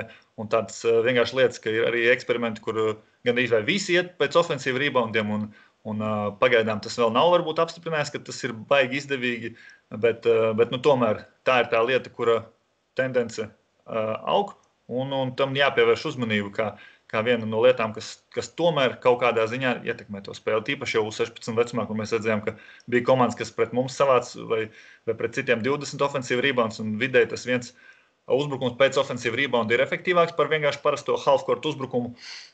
Pieaugušā basketbolā tur ap 1,1 punkts uz uzbrukumu pret nosacīt 0,95, kā mēs redzējām, ir vidējais. Tad mēs redzam, ka tomēr tie ofensīva reboundi un uzbrukumi pēc viņiem ir vajadzīgi un ir svarīgi. Ņemt priekš. Jā, šī ir vēl viena sadaļa, mēģināšu arī pēc iespējas īsāk, bet spēlētāja rotācijas, kas ir pierādīts, ka spēlētāji, kas spēlē zem 20 minūtēm, viņa proporcionāli viņa efektivitāte krītās. Tāpēc mēs redzam, piemēram, NBA, tur playoffos mēs redzam, tur spēlē 40, 45, 48 minūtes, bieži vien tie līderi un vispār spēlētāja rotācija ir 7, 8 spēlētāji. Pēc iespējas īsāks viņas ir uztaisīts, lai izvairīties no tām spēlētājiem, kas spēlē zem 10 minūtes, jo tur tā efektivitāte paliek pavisam zema, un arī pēc iespējas izvairīties no spēlētājiem, kas spēlē zem 20 minūtēm. Un, principā, visi gandrīz pie tā pieturās. Ļoti reti izņēmumi, kur spēlē NBA ar playoffos ar lielākām rotācijām. Noteikti tam noteikti ir kaut kādā ziņā vieta, bet tie lielie skaitļi pasaka par tādām korelācijām. Un noteikti, es nezinu, jaunatnes līgā droši vien reti jums tur ir 12 vienādi spēlētāji, kurus jūs retājat tur pa 3-4 minūtēm, bet kopumā jūs gribat uzvarēt spēli, jo droši vien ir jāspēlē ar īsākām rotācijām pēc iespējas, to rāda cipari, un droši vien arī paši spēlētāji jums var pateikt, ka tomēr ir bišķiņ vieglāk sajust to spēli un spēles ritējumu un gaitu un kaut kā viņu ietekmēt, ja tu spēlē tomēr bišķiņ vairāk un ilgākus tos nogriežus. Protams, tā nav uzreiz atbildi un garantija uzvarai, bet tomēr to, es domāju, ka nav nekāda tur problēma, ja kāds nospēlēs tur 30 vai 35 minūtes un spēlē nevis tomēr tā nosacītā raustīšana viņa un pārlieku lielā rotācija, vismaz tīri analītiski, viņa nav laba, tā nav laba taktika. Jā, šī ir vēl viena lieta, ko es izlasīju un arī pārbaudīju šogad. Tā tendence ir vēl palielinājusies NBA, ka pick and roll mazais izspēlē ar mazo, nevis pasaules centru spēlēt pick and roll, bet mazais ar mazo izspēlē tos pick and rolls, viņi ir vidēji efektīvāki. Kopumā viņi ir daudz mazāk, bet tāpat NBA viņi ir ļoti daudz un tie cipari ir diezgan jau objektīvi, jo to pick and roll skaits ir ļoti liels un šogad es paskatījos tur, kur vismaz kaut kādi pāri, kur ir vismaz 20 pick and rolls savā starpā izspēlējuši, principā NBA visi efektīvākie ir mazais ar mazo, tur neviena nebija mazais ar garo kombinācija līdz ar to.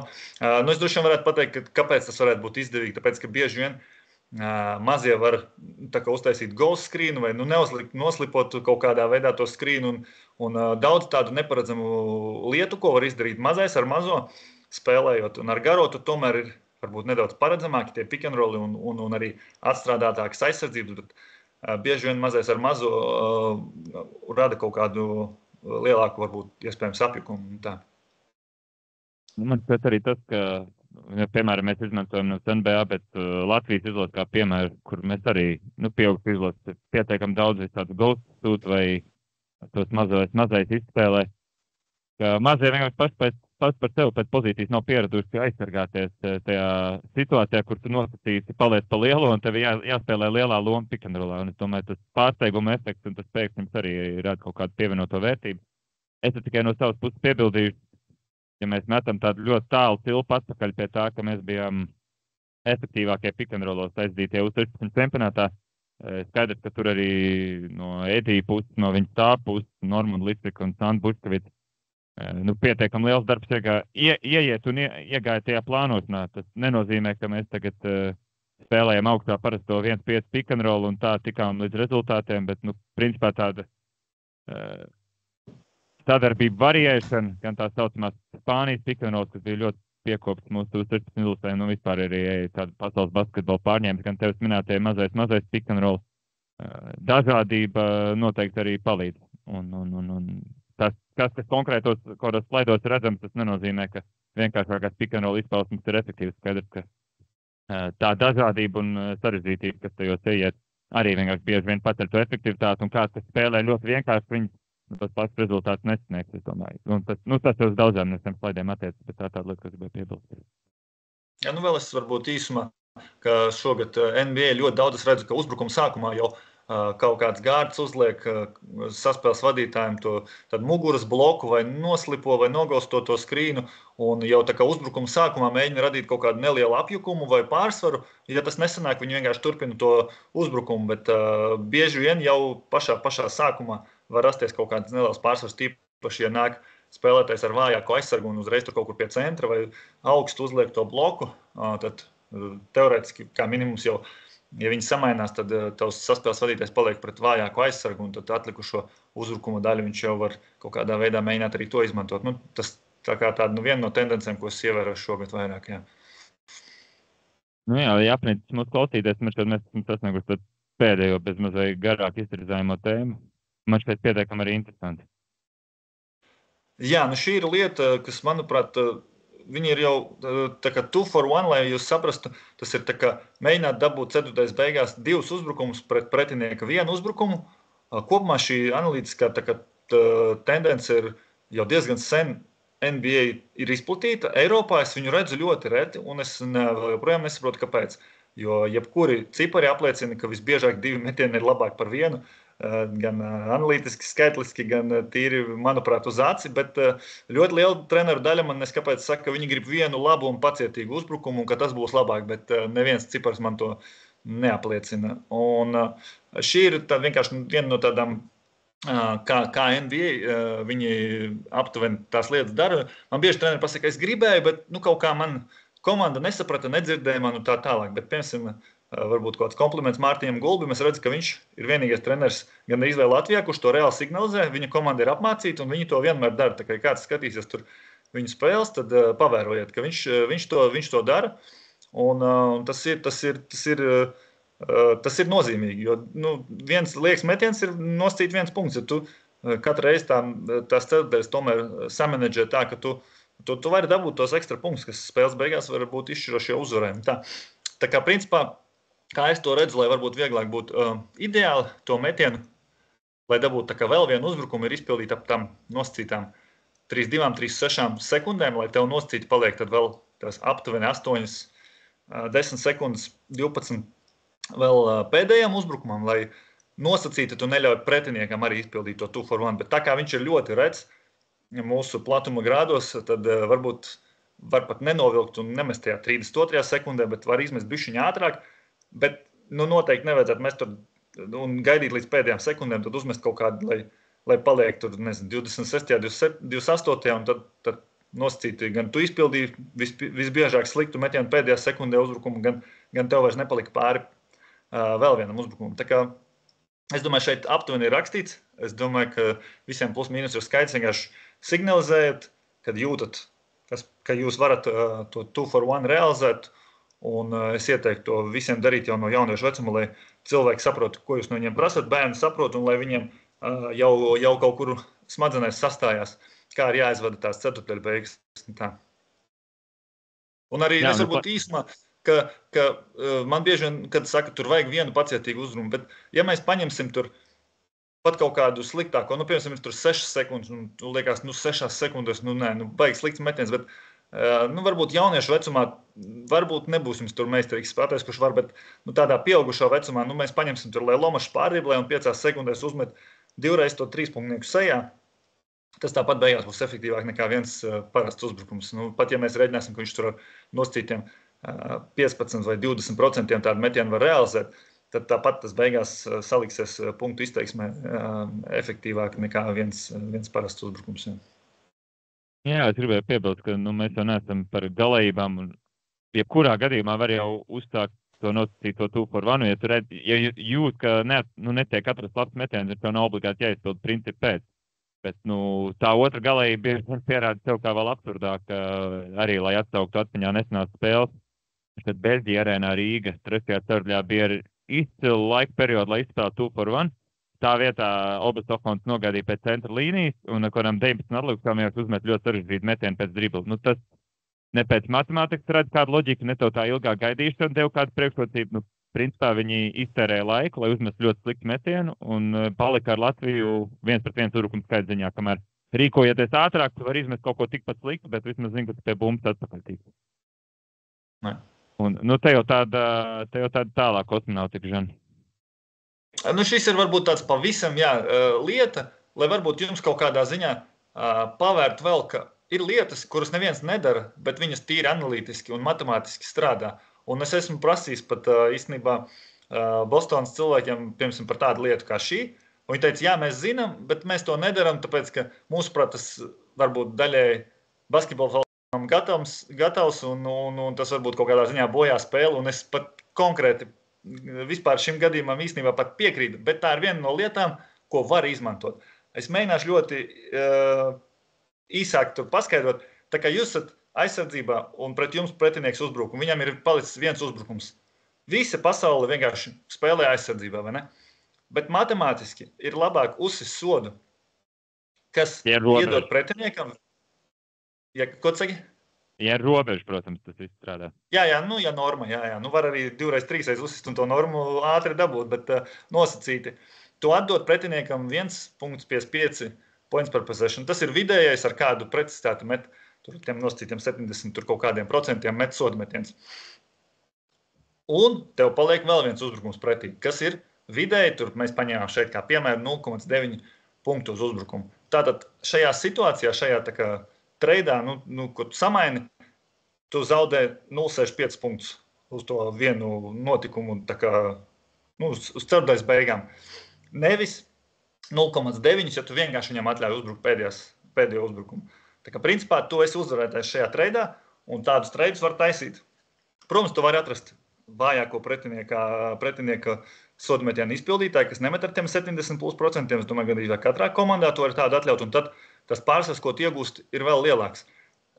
Es nesaku jums, Jānis līgā tur droši vien dzīties tagad un sist tur katrās ceturdaļas beigās tos sodus, bet vienkārši tas ir kā viena no lietām, kā var domāt, kā var vispār tās ceturdaļa beigas, no kādām šķautnēm vispār viņas redzēt, ka tur ir daudz opciju, un ir daudz opciju, kas jūs var iedot tās mazās priekšrocības. Un ir spēles, kad jūs zināt, ka jums tur katrs tas punktiņš vai punktiņš var būt izšķirošs, un jūs varat pie tādiem knifiem kaut kādos momentos pieķerties.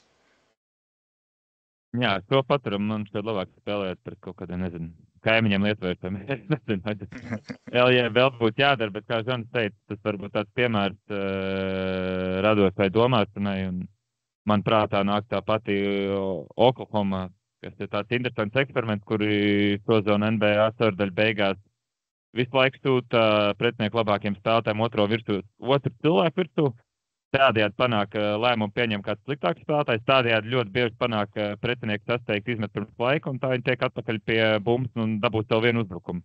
Un ticiet vai nē, NBA sezona jau 16 spēļu gara, un viņi šobrīd tādās ceturdaļu beigu situācijās ir vadībā, kas ir tāds viens apliecinājums, ka ar tādām ļoti azartiskām metodēm arī var kaut kādu rezultātu teorētiski izvilkt.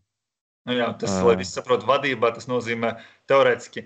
Bija tā, ka tikai pretinieks uzbruka šajās situācijās. Teorētiski viņi vienkārši ļautu pretiniekam tikai mestu. Viņi vispār nekad netiktu pie metiena, bet viņi ir gan izprovocējuši kļūdas, gan kaut kādos momentos pārķēruši, gan vienkārši izprovocējuši pāragru metienu un līdz ar to vēl nokļuvuši pie sava uzbrukuma. Un viņa tajos nonākošajos uzbrukumos viņi ir iemetuši vairāk nekā pretinieks. Tā kā tas ir šobrīd varbūt absurds un nedaudz tā kā neobjektīvs skaitlis, bet tas vienkārši parāda, ka ir opcijas, kā tās ceturdaļu beigas noslēgt un var pat manām lielāku priekšrocību sev radīt. Jā, šis arī īsumā varbūt, lai saprast tas soda metiens, kā es pirms tam minēju, 1,55 points per possession. Jūs redzat, cik ļoti daudz tas ir vairāk nekā 0,75 uz 16 čempionātos vai 0,95 ACB vai Eirobasketā. Tā ir ļoti liela starpība. Un mēs tur minējām, ka 3 punktnieks ir vairāk par 2 punktnieku un labāk viņus mest, bet neuzsist sodu pie normas, tur, kur nevajag,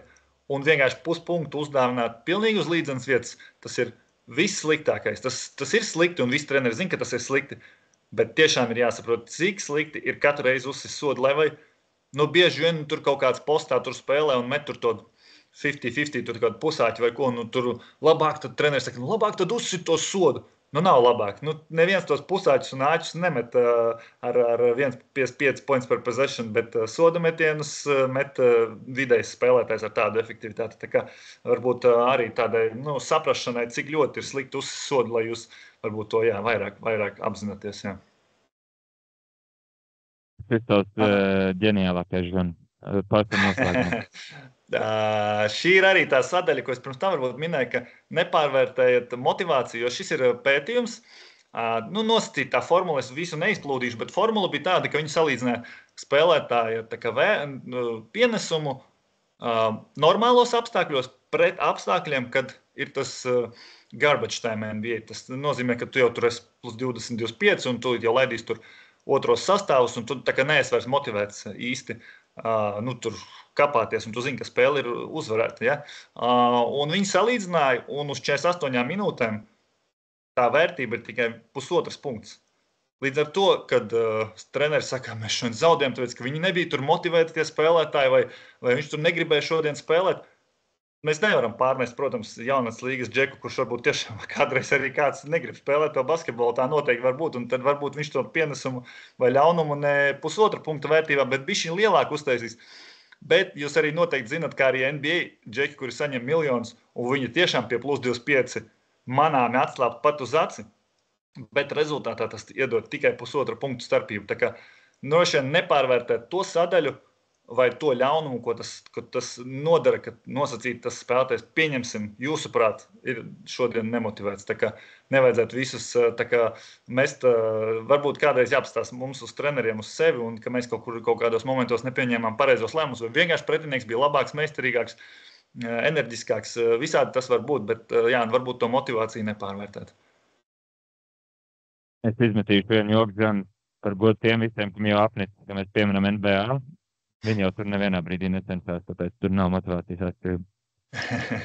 Vienkārši mums ir vairāk tā informācija par NBA, un, protams, NBA pret jaunatnes līgu nav tas pats. Bet, kā mēs redzam, arī U16 čempionāts pret NBA, pret Eirobasketam, pret ACB tendences netik krasi atšķirās, lai mēs nevarētu jums kaut kādus tos ciparus vai mūsu zināmās kaut kādas tendences iedot, jo vismaz NBA viņas ir, dēļ tā, ka tur ir kameras, tur izpētīts katras kustības ātrums, kurš kur aizgāja, kāpēc aizgāja un tā tālāk. Un tad mums tā informācija ir, mēs viņu varam atlasīt un kaut ko interesantu pēc mūsuprāt jums iedot. Un tas ir vismaz kaut kas, jo mēs nevaram iedot tādus pašus skaidrus par jaunas līgu vai par U16, jo pat tā nosacītā aizsardzība atlasīšana mums aizņem tur stundām. Jā, man ir prieks, ka tas skaitlīdz blakus cilvēciņa simbolam īsti nav mazinājies.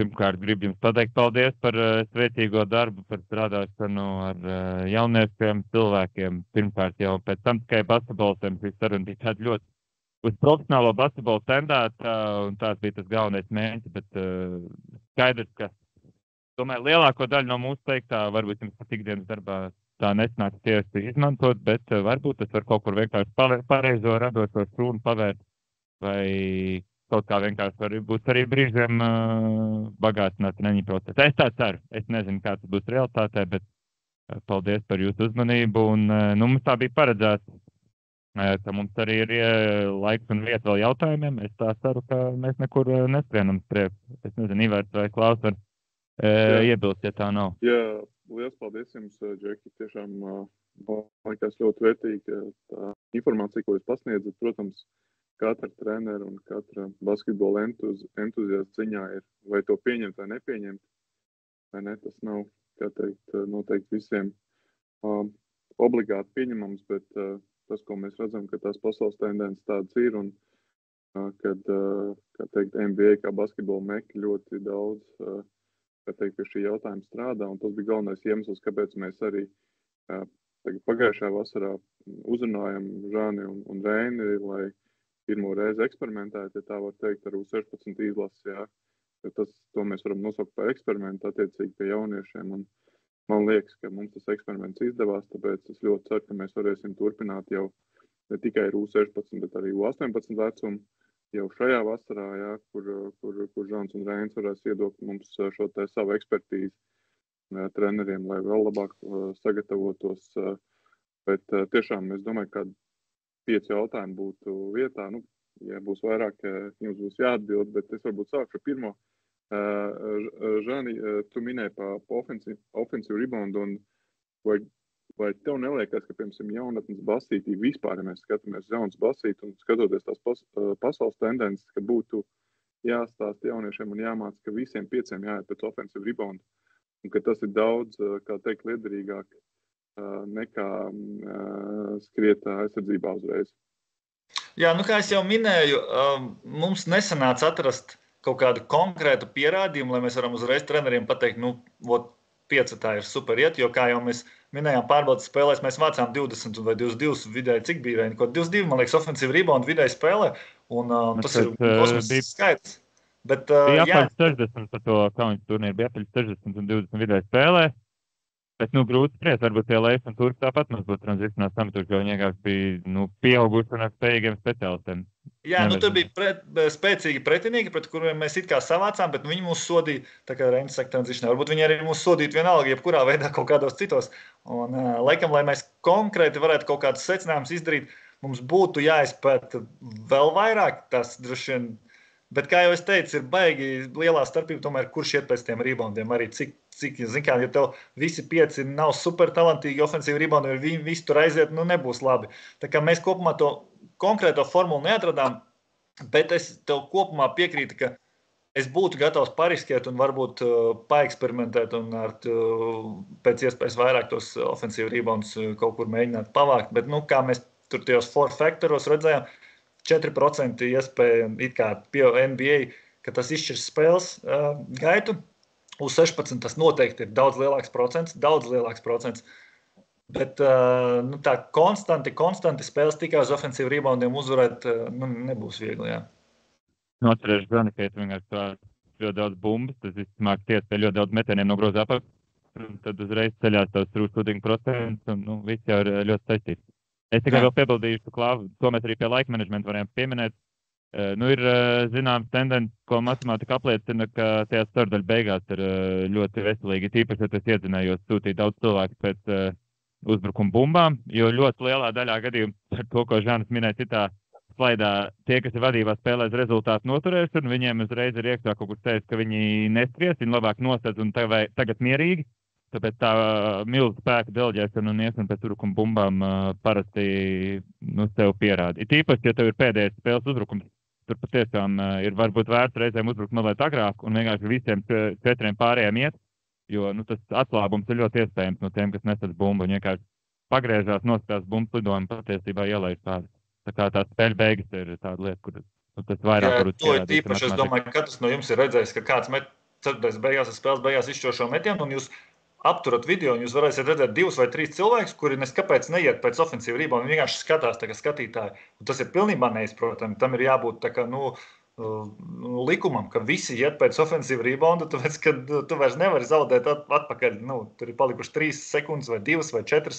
Tas nav pietiekami, lai pretinieks vēl paspēja kaut kur aizskriet. Tā kā, tā ir tā lieta, ko vajadzētu arī varbūt jau no bērna kājas jau saborēt bērniem, lai viņi nav skatītāji. Jā, tīpaši tos pēdējos uzbrukuma metienos. Vīri, var jautāt? Es redzu, ka Gunārs ir pacēlis roku GG, es pieļauju. Un Mārtiņ pēc tam tev. Paldies, Ivar. Paldies par interesantu stāstu. Man ir jautājums par individuālo statistiku. Jūs par komandas lietām runājāt. Varbūt kāds ir tas efektīgākais veids, kā novērtēt tos spēlētājus, vai tas vispār ir vajadzīgs? Jo NBA tur tas spēr ir, mums te Eiropā tie individuālie koeficienti, kā ar tādām lietām. Es varētu pateikt, ka droši vien tie efektivitātes rādītāji ir tāds vienkāršākais, un kopumā jau viņam ir kaut kāda tā vērtība, manuprāt.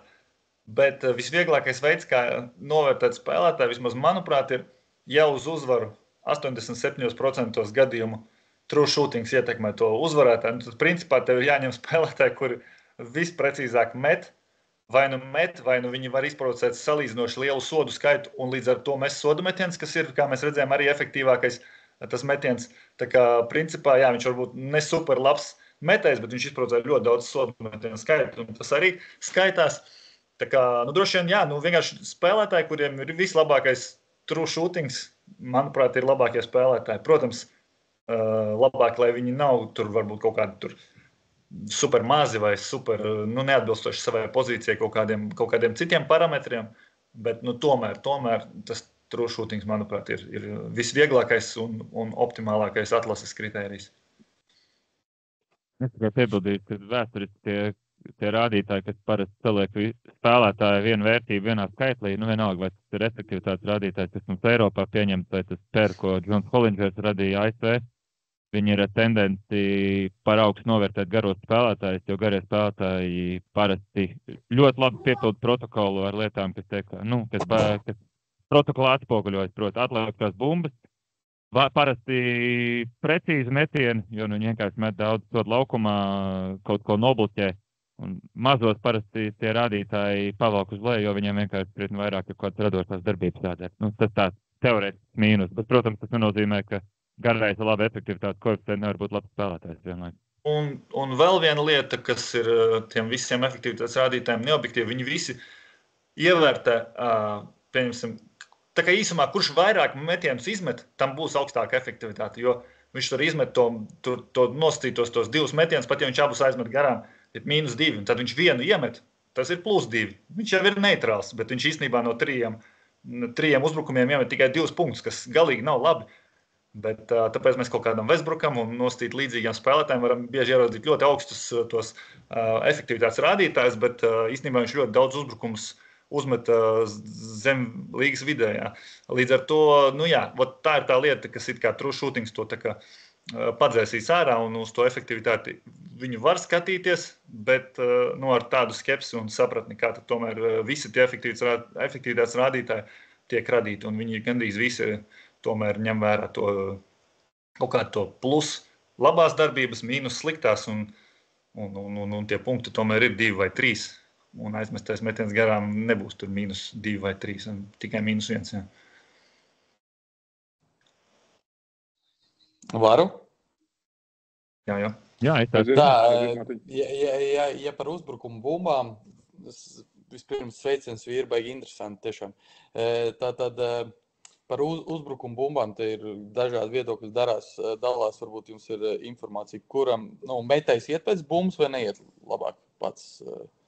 Vismaz Jaunats Basītī un Nacionālā basketbola līgā, man liekas, visefektīvākais. No mazajiem, kurš var savākt bumbu. Man nav nekādu datu vai ciparu vai par šo, tā kā ir tā, nav īsti. Es parasti, ja man nav apstiprinājums vai ciparas, tad labāk arī laikam nekomentēšu. Pēc sajūtām bieži vien mēs tomēr kļūdamies, ja mums tā kaut kā liekas, kā varētu būt taisnība vai netaisnība. Es kaut kā parasti gribu pārbaudīt visu, jā. Labi, un tad vai jums varbūt tās ir kaut kāda jau šāda te prezentācijas veidā vai kaut kāds tādu bullet point apkopojums, ko te jauniešiem jau sākt mācīt? Ko treneriem darīt, kāds uzsvars likt? Vai šie ir visi vai vēl kaut kas tāds? Reiz to, ko mēs gatavojām medijiem, vai mēs varam kaut kā pielabot un nopublicēt, vai kaut kā aizsūtīt, varbūt tas Mārtiņam vai kādam vēl interesē. Es nezinu, kā mēs, jo mums bija tomēr tas apkopojums, viņš bija uz kaut kādiem 3 failiem tur. Ko no tā, kas varētu noderēt, nenoderēt, jāpaskatās, jāatlasa, jā. Es pieņemu, kā minimums viņu varbūt interesanti palasīt, lai padomātu tādā kontekstā, kā mēs to spēli skatāmies, jo mēs ar žanru sinerģiju dēļ, vai pateicoties, esam nelabojami izmainīti, un mēs vispār tagad uz basketbolu aizēju skatos, tie tiks pēc spot-up uzbrukuma, tie noslēdz tā, tas ir tāds, bezmazliet tev ielikt tādos rāmjos, kā tu uz lietām skaties. To noteikti varētu padalīties, bet tas otrs jautājums, par ko jau mēs tā kā ievadā izteicāmies, Mārtiņ, kur es tā uzreiz arī, tas galu galā paliks gan tavā, gan citu treneru kaut kādā vērtējumā. Es uzreiz neuzņemos spriest, cik katra no tām lietām ir laba kaut kādai bērnu attīstībai un cik no tā būtu LJBL jāpiekopja. Es pieņemu, ka tu tagad teiksi, ka tā ir lieta atkāpe un ka tas ir pašsaprotam, bet, es bezmazāk gribu divreiz uzsvērt, tas, ka, nezinu, pustālais nav labs tādā globālā augstākā līmeņa basketbolā nenozīmē, ka, nezinu, 14, 15, 16 gadīgam bērnam viņš tur nav 1000 reizi jāizmet tikai tāpēc, lai viņš to apvārsni tev palielina vai ne un attīsta metienu kā tādu. Jā, mums ir labi no tādas pozīcijas, ka mēs jau pārsvarā dodam ciparus. Un mēs tā kā nesakam, jā vai nē. Jūs izdarat savus secinājumus. Mēs kaut kādā ziņā mēģinām viņus varbūt traktēt un paskaidrot, bet katrs viņus redz savādāk. Un, ja mēs kaut kādu informāciju iedosim, tie būs visi, principā, tie tomēr ir kaut kādi cipari. Tur gandrīz, tur nav lietu, kas ir mūsu domas. Jā. Tas ir tikai ciparu traktējums. Jā. Jā, bet tie koncepti par tiem sodiem sist, nesist, kā tās ceturdaļas beigas nospēlēt, tas ir tāda laba informācija, kas tev kā trenerim pavērš kaut kādas apvāršanas pluso, jo zini, kā gatavot tos jauniešus. Skaidrs, ka jaunas līgā ir maz spēļu, kur ir līdzīgs galotnes, tas savādāk, bet tās divu pozīciju uzbrukums tu jau vari sākt spēlēt, tu tāpat tās varētu sist sodas, nesist sodas, bet tas vienkārši ir jāzina arī tiem jauniešiem pamatot, tu vispār var sākt savādāk skatīties uz to spēli, tā kā jūs te sakat. Es varbūt bišķiņ pieminēšu, jo man dažreiz treneris prasa, kā tad ir labāk darīt, ja man tur ir +3 un ir tik palicis laiks un tik. Un es vienmēr saku, ka jums ir jāiemācās pašiem rēķināt. Ja jūs zināt, vidējais uzbrukums ir tie 0,9 punktu uz uzbrukumu, vai ne? Jūs zināt, ka pieņemsim, kaut kādu, jums ir, pieņemsim, -2, vai ne? Jums ir pēdējais uzbrukums. Ko tad man labāk? Mēs 2 punktnieku vai 3 punktnieku? Tad visvienkāršākā matemātika. Jums ir nosacīta 50%, ka jūs iemetīsiet, vai ne? Ja jūs iemetot to 2 punktnieku, tad būs overtimes. Līdz ar to jums ir tie, overtimā jūs vinnēsiet atkal, pieņemsim, ir 50-50, vai ne? Tātad jau 50%, ka jūs iemetīsiet, un 50%, ka ja jūs iemetīsiet, jūs vinnēsiet overtimā. Tad jūsu iespēja uz uzvaru paliek tikai 25%, vai ne? Tā ļoti pavirši rēķinot. Vai ja jūs metīsiet 3 punktnieku, tad jūs aptuveni varat rēķināt. Vai jums ir spēlētājs, kurš var iemest 3 punktnieku visticamāk ar virs 25%, vai nav? Ja, gandrīz vai katrā komandā noteikti ir, tad visvienkāršākā atbilde ir metam pie -2, 3 punktnieku, jo tad ir tie nosacītie 33%, ka jūs vinnēsiet spēli nevis 25. Tas ir vienkārši tas veids, kā ir jārēķina katra konkrētā situācija. Un tad būtu baigi labi, vai jūs sagatavojat savu kaut kādu atskaitu, vai iziet cauri tiem scenārijiem galvā, vai spēles laikā timeoutā, vai jums kāds asistents kādreiz vai kaut kur jau pasaka, ok, šeit ir tik sekundes, tik tie uzbrukumi, tas metiens ir tik vērts, tas tik. Šajā gadījumā mums izdevīgāk būtu izdarīt tā vai šitām. Tā kā vienkārši, lai jūs saprotat, kā tas tiek rēķināts, un, manuprāt, vienkārši matemātikai ir jāuzticas, un no 10 spēlēm jūs matemātiski pareizi darot, vinnēsiet vairāk nekā uz sajūtām darot. Tā. No 100 spēlēm tur vēl noteikti matemātika vinnēs, un no 1000 tur gandrīz 100%, ka matemātiskie piegājieni vinnēs jūsu sajūtu līmeni. Ja, es drusku Mārtiņu tev papildinātu par to, tas, ko es runāju, pēc laikam es ar kādām tur 10-12 valsts, jaunatnes sistēmām izrunājos par šiem 4 gadiem, jā, un tā viena no galvenām tendencēm, tas, ko parāda Excels un tas, ko saka Zants un Rēns, ir tāda, ka, un tas, ko mēs redzam jaunatnē šobrīd arī kontekstā ar U16 izlasi un jauniešiem, tad tā pamata problēma ir tajā, ka mūsu jaunieši, kā teikt, nemāk mest. Ja, un kad, lai iemācītos mest, ir, protams, viens ir pareizs metiens, bet otrs ir metiena apjoms. Ja, un tas, kas mums trūkst, ir izdarīt to metiena apjoms katru nedēļu.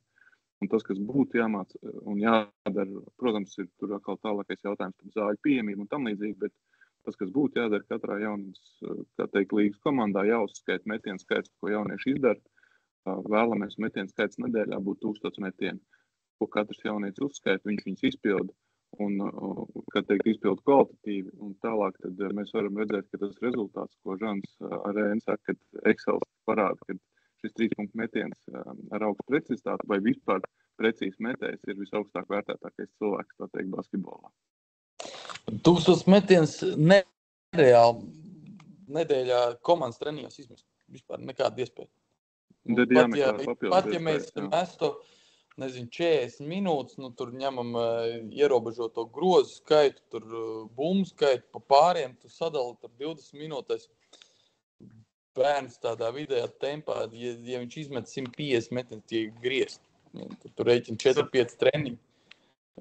Jā, es noteikti šajā gadījumā piekrītu, bet nezinu, tā nebūs kaut kāda reklāma. Vienkārši ir zāle Latvijā, kur uzbūvē, kur ir kaut kāds 10 shooting mašīnas ieliktas tajā zālē un sadalīts tā, lai tas cilvēks var atnākt un ar to shooting mašīnu izmest. Un es saprotu, cenas ir demokrātiskas, ņemot vērā, ka tā zāle ir sadalīta mazos tā kā nogriežņos. Es tur pats neesmu bijis, bet cik saprotu, šis ir viens no veidiem, vai shooting mašīnas kaut kādā veidā iegādāties zālēs, lai kāds var atnākt tur no rītiem. Es tur nezinu, es vismaz agrāk gāju, vai kāds tas ir iespējams tagad, vai nav iespējams, kā kuram.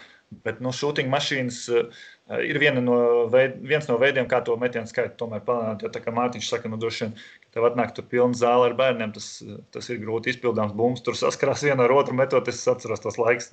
Tikai es tur esmu kaut kāds tests sārdevs, dod 5 minūšu testu, kur viens džeks strādā kā shooting mašīna un dod maksimāli ātri piespēles, teiksim, ārā uz 3 trīnieku. Cik, kā jums domājat, izmet 5 minūtēs metiens? Izmet tikai tas džeks. 70, ja? Tur mazāk. Rets, kurš vispār pieskarās. Tur 50, 60 tie griezti, ja tas labs metes. Tad rēķina pāri, tas ar visu maiņu, tur ir labākā gadījumā 10,5 minūtes, 20, tas ir 100, 120 metieni, un tu vēl pārējos metienus ieskaiti tur treniņu laikā, kas tur, kopumā jau maz, un 1000 metieni baigi maz ir. 1000 metiens ir liels skaits, ko sasniegt, bet, tādā treniņā... Jā, bet tas varbūt mērķis, zin kā, Mārtiņ, nav, jo, protams, visiem bērniem nebūs, tas nebūs visiem bērniem, un tagad arī tās shooting mašīnas, piemēram, tās ķīniešu versijas jau ir, tā kā pieejams jau cenās arī sportskolām, jau viņas maksā pāris tūkstoši, tur tagad tas nav, ka kādreiz, vai ne, mēs pirkām shooting mašīnas pa 20,000, tagad jau pa 3,000, 3,5 var nopirkt, jā, un tam līdzīgi. Tā kā, tas ir, protams, katram no iespējām un tā, bet varbūt tas ir jādod labākajiem bērniem arī, kur tiem perspektīvākajiem, jā, tieši, vai kā savādāk, bet tas ir noteikti, virziens, kurš ir pie kuri jāstrādā, jā, jo skaidrs, ka tikai vienīgi darba apjoms būs tas, kas nesīs rezultātu, jā. Okay, turpināsim. Matīs, varbūt vēl 2 jautājumi, Matīs un Kārli. Čau. Paldies, labas lietas stāstījāt. Bet es gribēju tīri praktiski, es arī ņemos ar Synergy, arī daudz ko cenšos. Īstenībā daudz, kas arī strādā, un es vēl pats nesaprotu līdz galam citreiz, kā man tas izdodas kaut kas, bet kaut kas izdodas. Tieši tās statistikas, visi tie 2+1 uzvarēja vienu galotni ar ofensīvo reboundu. Ir ļoti daudz lietas, kas 2-1 uzbrukumi. Ir visas tās lietas, tas daudz strādā un arī komplektēja komandas ar daudz tiem shooting percentage'iem. Un tas viss īstenībā iet vienīgais, ka ir grūtākais punkts droši vien man kā trenerim ir statistika, jums analizēt ir viens trenerim, vēl pēc tam kopā jāsaliek tā taktika, bet praktisks jautājums man bija, vai Synergy, kā jūs to varat redzēt, kāda tipa tieša aizsardzība spēlē? Jo man vismaz rādās visu laiku ir defense commits un tad tas pick and roll with passes. Un otrs ir, kā jūs to statistiku apkopojāt. Jūs vienkārši vērāt visas komandas vaļā un tad izrakstīt kaut kādā Excelī tos datus, kā, tīri praktiski. Paldies! Es gribētu pieminēt, ka mēs rožlapu Matīs, vai neaiznojoši tāpēc balss. Mēs bijām dzirdējuši, kad mēs tur ik pa laikam par kaut kādiem analītiski tendētajiem treneriem painteresējamies, tad tavs vārds mums te ir uzpildējis. Tā kā tu mums apliecināji, ka pareizas baumas mēs esam dzirdējuši un prieks par to, ka kāds ir ticis klāt un arī to izmanto. Un jā, tas ir manuāls darbs, diemžēl. Synergy to neatlasa. Piemēram, tas second spektrums, ko es minēju, NBA atlasa, un kādreiz varbūt cerams, ka viņi nonāks līdz Eiropai un varbūt līdz mūsu valstī. Tas, protams, atvieglo uzreiz manāmi to darbu, bet šobrīd viņš ir manuāls, atlasa katru aizsardzību. Konkrēti vienīgais mans ieteikums, es lieku X2 vai ātrumu vai kaut kā tā, tas bišķiņ pātrina to procesu, bet tāds viņš diemžēl ir. Jā, viss, ko Synergy neatlasa un ko tu tur neatradi un ko mēs te kaut kādos momentos saucām, tas viss tikai manuāli darīts. Bet, godīgi sakot, uz X2 ātrumu tu diezgan ātri var iziet kopumā lielam datu apjomam, un tā pievienotā vērtība, kad tu saki, ka tas strādā, un tas tiešām, tu atrodi, ka switch ir divreiz labāks tur nosacīti par to step-outu. Varbūt uz aci to treneri neredz, ja viņi tā dara, bet, es jau strādājot ar pieaugušo izlasi, tur pāri 10 000 noteikti tās aizsardzības ir apkopotas, un tāpēc es diezgan droši jau saku par tām lietām, ka tas switchings ir labākā aizsardzība. Žani, es atbildēšu savā vietā par procesu. Ja es nemaldos, Matīs, tad Žanis uzliek Latvijas konkrētai U16, piemēram, 22. gada visu half-court aizsardzības, un viņš pa vienai skatījās un rakstīja ar pilspalvu uz lapas, un tā tas tap. Vēl es varētu Matīsu, mēs te nepieminējām, bet viņš mums palīdzēja ar to, ka viņš mums vismaz tās pārbaudas spēles salika vienā, apkopoja viņus visus automātiski un salika, ka mums bija datu bāze par ofensīvu, visādiem defensīvu reitingiem, efektivitātēm per 36, mēs, man liekas, atlasījām, tā kā uz 36 minūtēm, lai mēs varam visus tos spēlētājus plus mīnus objektīvi izvērtēt, jo pārbaudas spēļu ir daudz, pretinieki ir dažādi, rotācijas ir dažādas, un lai kaut cik objektīvi izvērtēt, vajag to per 36, piemēram, minūtes, ka visi ir, piemēram, spēlējuši tās 36 minūtes, un kāda viņam ir tā statistika, un tad mēs varam redzēt, ka, vienam džekam tur tā efektivitāte vai punkti vai kaut kas, manāmi tomēr atšķirās it kā pret nosacīti līdzīgo pozīcijas spēlētāju, ar kur viņi tur sacenšās par to vietu sastāvā un tā tālāk. Tā kā, tas kaut kādā ziņā mums palīdzēja, un arī treneriem cerams palīdzēja, un jā, tas Matīs mums tādā ziņā, jo mēs ar Reini tomēr vairāk varbūt uz tādu basketbolu un tādu sinerģiju daļu, bet tādā programmēšanas ziņā mēs tur esam diezgan vāji, tā kā mums Matīs palīdzēja kaut kādas lietas automatizēt. Jā, paldies. Paldies. Vēl kādam bija pats savs roku, bet pazuda. Mēs varam parunāt.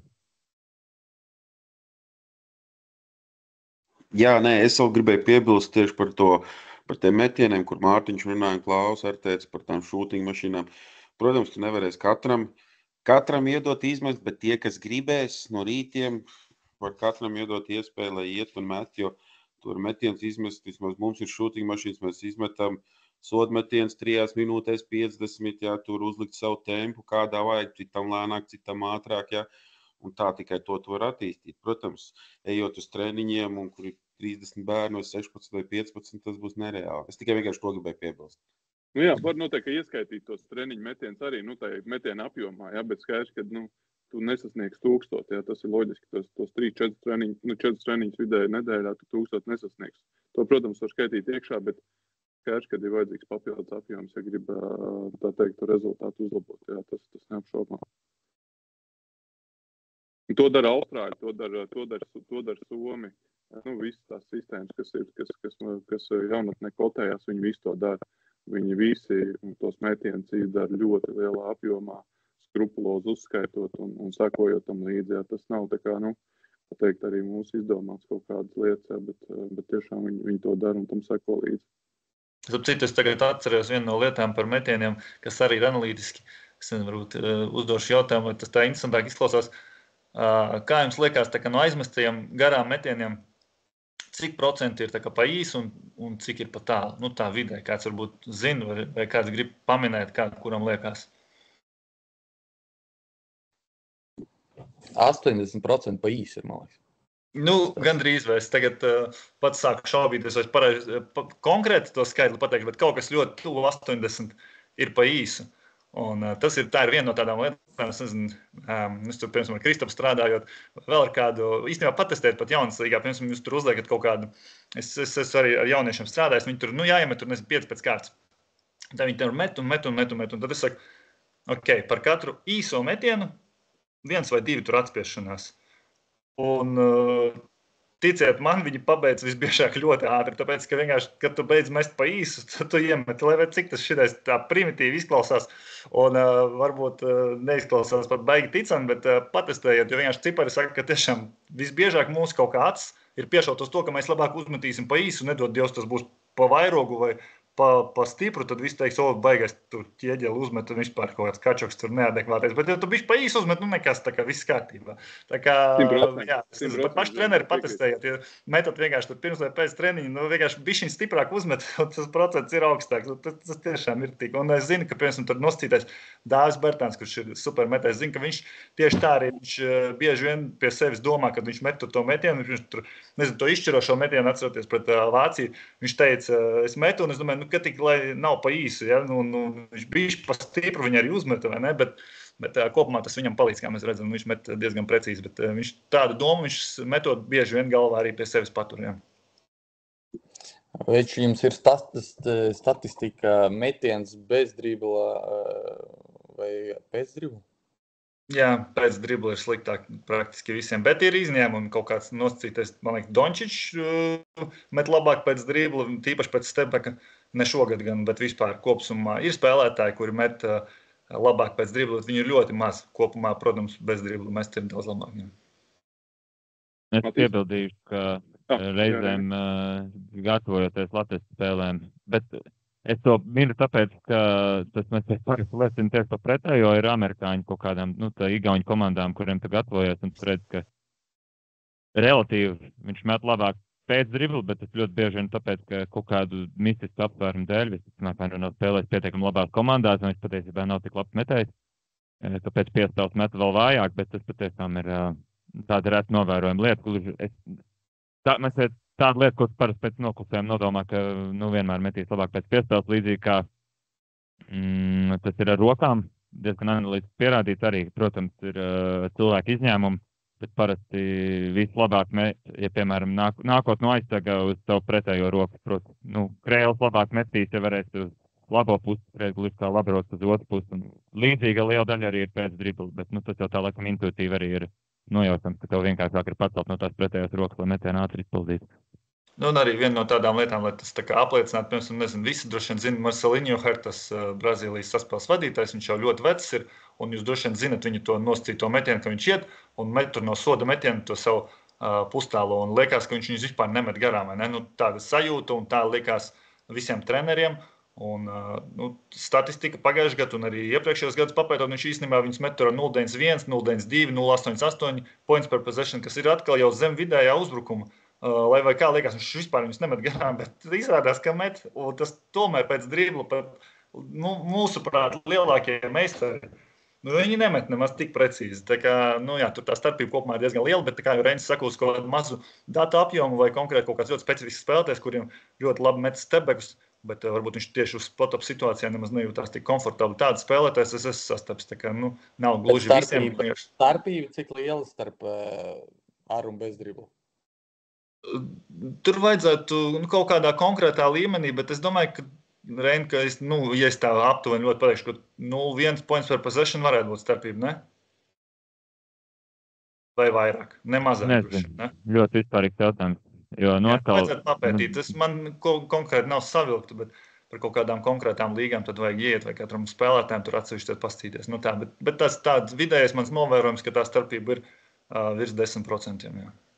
Es tikai no atmiņas varu pateikt, ka pret NBA tagad jau vairāk sezonu tā saucamās spot-up tālmetieni ir ar kādiem 3-7%. Bet, kā vienmēr to jau ietekmē tik daudz un dažādi temati un konteksti. Un tie spēlētāji, kurus apzināti atstāja brīvs un tā tālāk un tā joprojām. Bet, fakts paliek fakts, ka tie spot-up metieni precīzāk. Matīsam roku. Matīsam, jā. Matīs?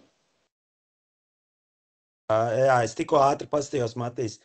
Mārtiņ, man ir, piemēram, komandai pēc dribla 0,9, catch and shoot un pēc dribla 0,55.